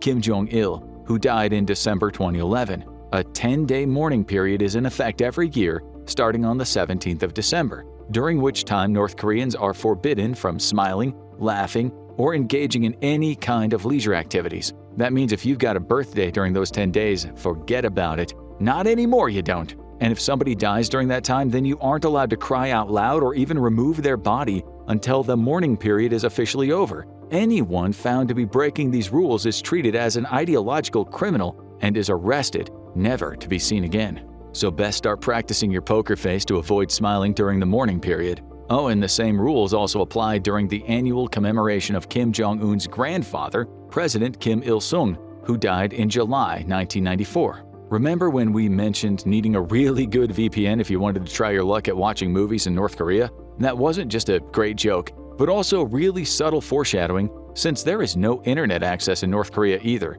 If that's not enough of a reason not to go, then we don't know what is. After all, most of our lives are entirely centered around being free to access the internet at any given moment, whether it's for communication, research, or entertainment. But in North Korea, the use of the World Wide Web is largely prohibited. The DPRK's government places huge restrictions on internet access, primarily because they view it as a potential threat to their regime. If its citizens were able to connect with other people around the world, there could be efforts to smuggle humanitarian aid into North Korea, or cause them to question the country's oppressive social systems through the everyday exchange of information that regularly takes place on the internet. A few people do have access, like government officials and scientists, people considered to be a part of the country's societal elites. For the average citizen living under the regime, though, they are only permitted to use the Kwangmyong, which translates to bright star, the name of the state-run closed domestic-only network. It looks like the regular internet, albeit running on pirated Japanese versions of Microsoft software,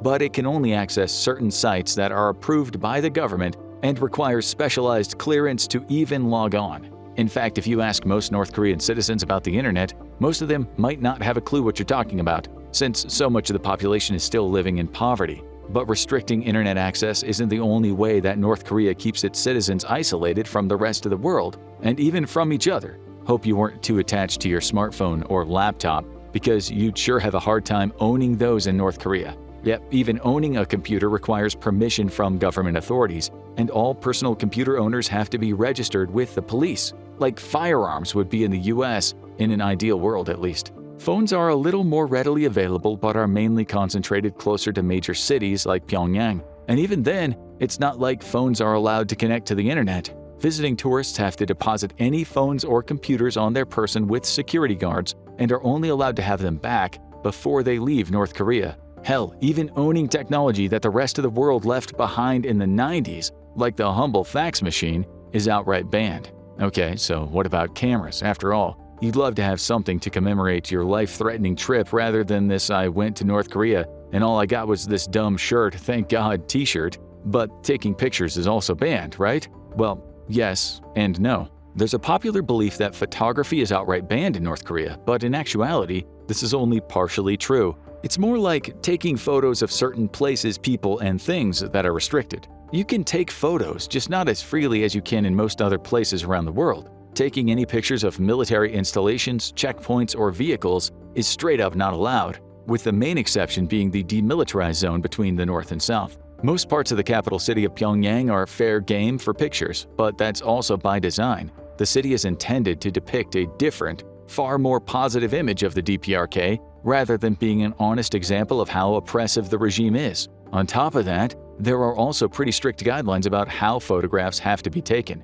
For example, any photos of monuments, murals, or artwork especially depicting Kim Il-sung or Kim Jong-il must be taken directly from head-on and without any part being cropped out. Appearing in these pictures yourself is permitted, but only in the respectful, arms at your side stance, with no obscene gestures, no pulling faces, no wearing glasses, and no chewing. While you're there, you should also probably get used to walking, as there are some serious strict laws surrounding driving in North Korea, as well as transportation and freedom of movement in general. Citizens of the DPRK are not permitted to travel freely around the country, and thanks to government restrictions, only 1 in 100 people can own a car. Foreigners traveling to North Korea must apply and pass a test for a local driver's license, and even then, might still not be allowed to drive, especially if they happen to be a woman. Oh look, it's yet another sexist law, what a surprise. Stay classy, North Korea. Women aren't permitted to travel within the country unless they have a male escort present,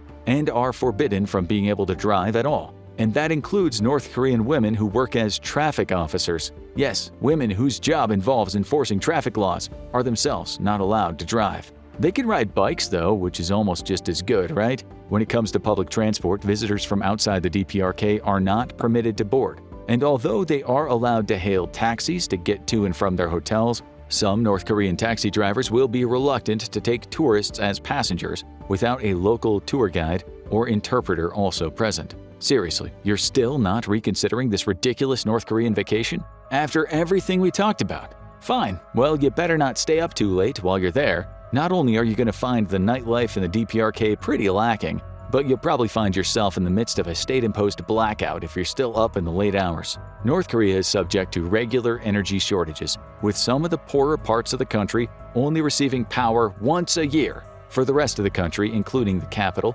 rolling blackouts are fairly common, especially late at night. Under the rule of Kim Jong-un, Pyongyang has more often received more electricity, often still staying lit while the rest of the country is in darkness. Much like many of the other technological regulations, using electricity in any major capacity requires permission from the government. North Korea's dual electricity grid means that typically more power is often diverted toward priorities like factories and military facilities, while leaving very little, if any, available for civilian households. And God forbid you try and reheat any leftovers in a microwave, you capitalistic monster, since microwaves, yeah, you guessed it, are also illegal to own and operate in the DPRK. Oh, and we're not done. We're going to convince you to not take this trip in any way we can. Here's another example. You know how in much of the world people are free to practice any belief system that they want and to be part of any religion they feel a connection to? Well, guess what? Not in North Korea, muchacho. Freedom of religion is virtually a myth to the people living in the DPRK. Despite claiming on paper that its citizens are free to practice any religion they like, officially North Korea considers itself to be an atheist state. Any practices or texts associated with any religion, especially those widely practiced within Western countries, are forbidden. In 2014, an American visitor by the name of Jeffrey Fowle was actually arrested by North Korean authorities because he left his copy of the Bible in a restaurant bathroom. If you ask us, Jeffrey got off lightly compared to almost 70,000 Christians who Kim Jong-un's regime has imprisoned in labor camps or even outright executed for handing out Bibles. Others arrested for religious crimes have faced detention, torture, and death. Okay, we'll hear you out. What's your plan once you get to North Korea? Getting a job and living a cushy life in the capital? You're not just wrong, you're stupid, and here's why. You can't choose what job you do in North Korea. For one, after finishing their high school education, all citizens are required to serve time in the military. Ready for another one of those laws? Men have to stay for a minimum of 10 years, whereas women only have to stay until they reach the age of 23. After completing military service, they are then assigned a job by the government based on the country's current needs. Oh, and those aren't temporary internships, nor are they jobs that allow flexibility of making a career change down the line. These are for life. An assigned profession isn't up for negotiation either. You get what you're given and you can either like it or, well, lump it, if lumping it meant being sent to a forced labor camp. Most assigned jobs consist of farming or agriculture, with other possible professions including sweeping streets, working in factories, the aforementioned traffic officers, or teaching. And if you were expecting those to be 30-hour-a-week positions, guess again, bucko. How does a 48-hour work week sound? Nightmarish? Yeah, sure does. If you're lucky, you'll be allowed to take Sundays off, unless, of course, the government decides it really needs everyone to keep on working. Once in 2016, North Korea had their entire workforce working for 70 days straight, without a break, under a direct order from their government in order to boost their economy. Still, after clocking off from your 48-hour-a-week government-mandated job, you can have at least the reprieve of cracking open a nice cold brew with the boys, or heck, even nursing a nice whiskey at the end of a hard day. North Korea has at least 10 major breweries, with a number of microbreweries for beer. But if you're looking for something harder, then spirits are pretty popular over there. The national drink of choice is soju, a clear spirit made from rice and wheat or barley, often drank neat after a meal. Hey, maybe have this one on us. After all, you're probably gonna need to enjoy what little luxuries you can on this insane vacation you're set on taking. It's not like you'll be able to take another one anytime soon. That's right, did you think we were done? No way, you're not going through with this. As if just getting to North Korea wasn't hard and inadvisable enough, then leaving it is even worse. People in North Korea are essentially trapped within the country, unable to get out. With any and all travel requiring government approval, trying to escape North Korea is often highly dangerous. Many people have lost their lives trying to defect to South Korea or escape to China, usually requiring the aid of a third party to smuggle them out to safety. with only a fraction ever being successful. Those who are caught face brutal punishment, either being killed or sent to labor camps for attempting to flee. It can't be overstated just how risky and difficult it is to leave North Korea. Things have only gotten harder in more recent years, too. Since relations between the DPRK and China have improved, now any defectors who are caught traversing through China in order to reach safer countries run the risk of being captured and deported back to North Korea by Chinese authorities. Even tourists aren't always free to leave either. One American student, Otto Warmbier, was arrested at Pyongyang International Airport while waiting to leave after visiting the DPRK as part of a guided tour. Thanks to taking a memento from his hotel room, he was imprisoned. His treatment there resulted in him entering a vegetative state, eventually dying after being released in 2017. And if after hearing all of these normal things that North Korea deems illegal, you're still thinking that a quick jaunt over there can't hurt, then guess again. If the contents of this entire video were to be read out loud over there, let alone shown in North Korea, then we here at the Infographic Show would be in serious trouble. For one, sarcasm also banned there, so that rules us out instantly. But if you're set on going, and we think that's a big mistake, then you'd better be comfortable living with all these restrictive aspects of North Korean life. You wouldn't want to complain or, God forbid, be critical. The freedom you have to openly vocalize a critical opinion of your home nation's government does not exist in North Korea. Speaking out against the regime, Kim Jong-un, or any part of the DPRK's government is considered to be an act of blasphemy and incurs severe punishment. Anyone caught insulting, joking about, criticizing, or threatening the supreme leader faces imprisonment for dissent. One mother of a North Korean household was sent to jail for saving her children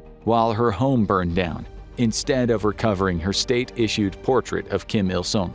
Back in 2015, Hugh Yong-chol, the country's defense minister at the time, was executed for falling asleep during a military rally attended by Kim Jong-un. And they didn't just give him a firing squad for insubordination. Oh no, he was killed with an anti-aircraft gun in front of 100 people for snoozing. You can't even call it North Korea while you're there, since they consider themselves the only true Korea. If you don't call them by their official name of the Democratic People's Republic of Korea, then they'll consider that to be a form of dissent too. Have you ever witnessed unethical behavior or practices in the workplace? Perhaps you have been guilty of the odd transgression yourself. If you feel a twinge of guilt after accidentally pocketing that pencil from the office stationery cupboard, or taking an extra cookie from the cookie jar, don't give yourself too much of a hard time.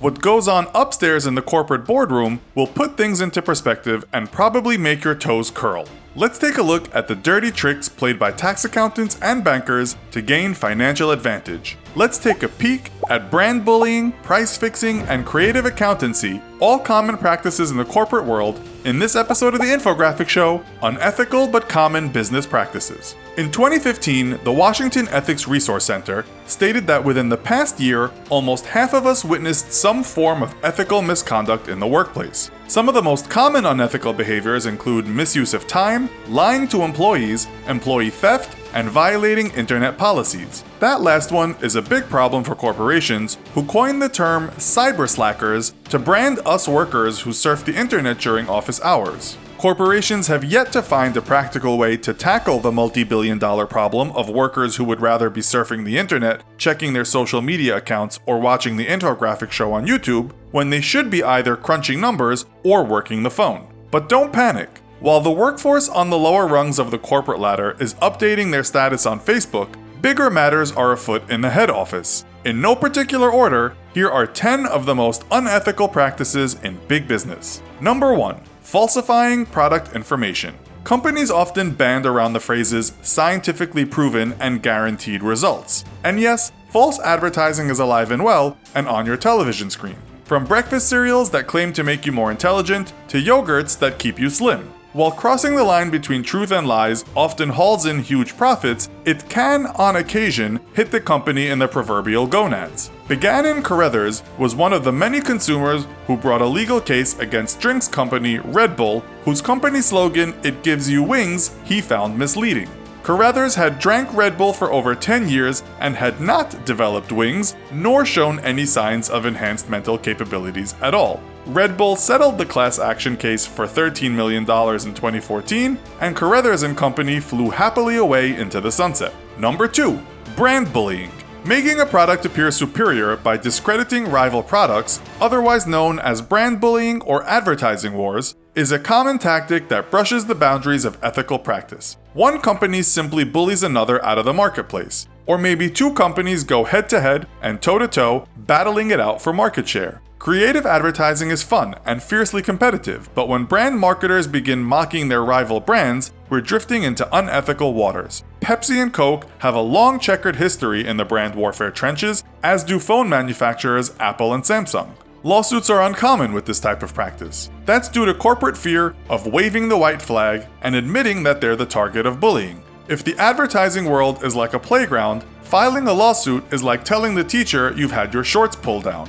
Best thing to do is regroup and fight back with a superior branding strategy. Number 3. Price fixing. This is the illegal agreement between industry competitors to fix the price of a product at an inflated level. This industry standard unethical practice occurs frequently and is designed to protect market share. Nowhere is price fixing more unethical than in the pharmaceutical industry. The deliberate pricing of drugs beyond the grasp of those most needing them, the poor and dying, is common business practice. American President Donald Trump this year accused the pharmaceutical companies of getting away with murder, and according to a recent article, his proposed budget will combat overpriced prescription drugs. And that's the kind of war on drugs we want to see. Number 4. Medical professionals refusing to provide emergency treatment. This refers to the questionably ethical decisions made by doctors who refuse to treat non-insured patients in emergency life or death situations. This is unethical, unprofessional, and reportedly occurs in hospitals all over the United States. Doctors, after training, must take the Hippocratic Oath,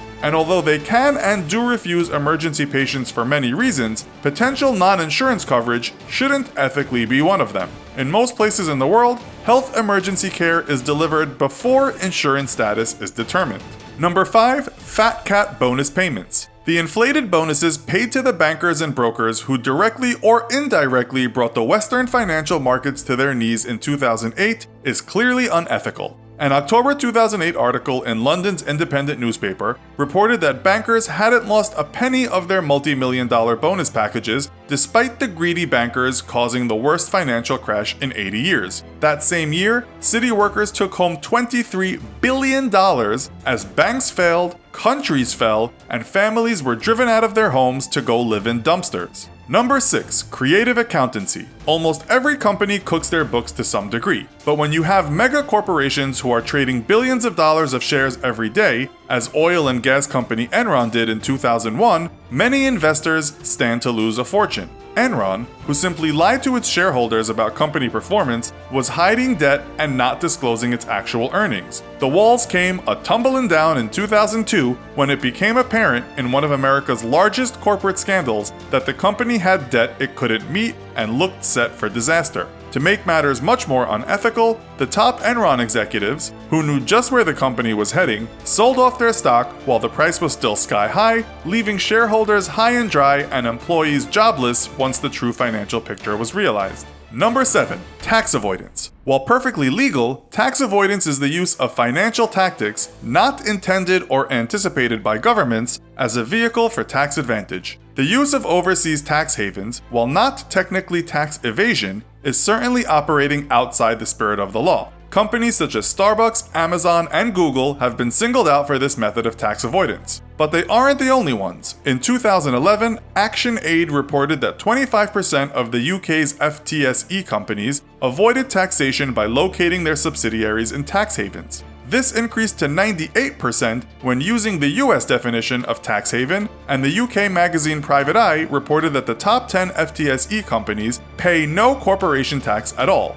Other tax avoidance schemes include the setting up of a charitable organization to funnel business earnings through, or some rich businessmen simply enjoy living on a yacht as a tax nomad. Number 8. Price standardization. This is where one fixed price is set for a product or service across the world. So a cup of coffee is the same price in London as it is in, say, Bangkok. Seems like a cute corporate policy at first, but that's before you factor in that the hourly rate for staff in London is 8 times higher than the rate in Bangkok. Also factor in that the rental cost is as much as 100 times more in London, meaning that such pricing strategy is either a brilliant financial move or an unethical abuse of exchange rates, as well as labor and real estate costs, depending on how you see it. Number 9. Lobbying for law change. These corporations, who have amassed wealth through product branding, tax avoidance, price standardization, and creative accountancy, position themselves closely to politicians through campaign funding and direct donations. This allows them to influence or change laws to suit their advantage. One of the worst offenders, according to a Forbes 2011 article, was General Electric, who spent over $39 million on lobbying in 2010 alone without paying any tax that same year. In fact, they received tax rebates totaling over $4.7 billion over the 3 years studied, which may or may not have been attributed to their lobbying efforts. And finally, number 10. Embezzlement. This is good old-fashioned theft or misappropriation of funds placed in one's trust or belonging to one's employer. This is perhaps the most common of the unethical practices seen in the everyday business world. The world's most famous embezzler was Bernie Madoff, an American stockbroker who executed the largest Ponzi scheme in history, defrauding thousands of investors of tens of billions of dollars over a 17-year period. Ponzi schemes use money from new incoming investors to pay off existing members in the scheme, while the extra money is simply pocketed by the administrator. Madoff had amassed $65 billion before he was sentenced to 150 years in prison for running the biggest fraudulent scheme in US history.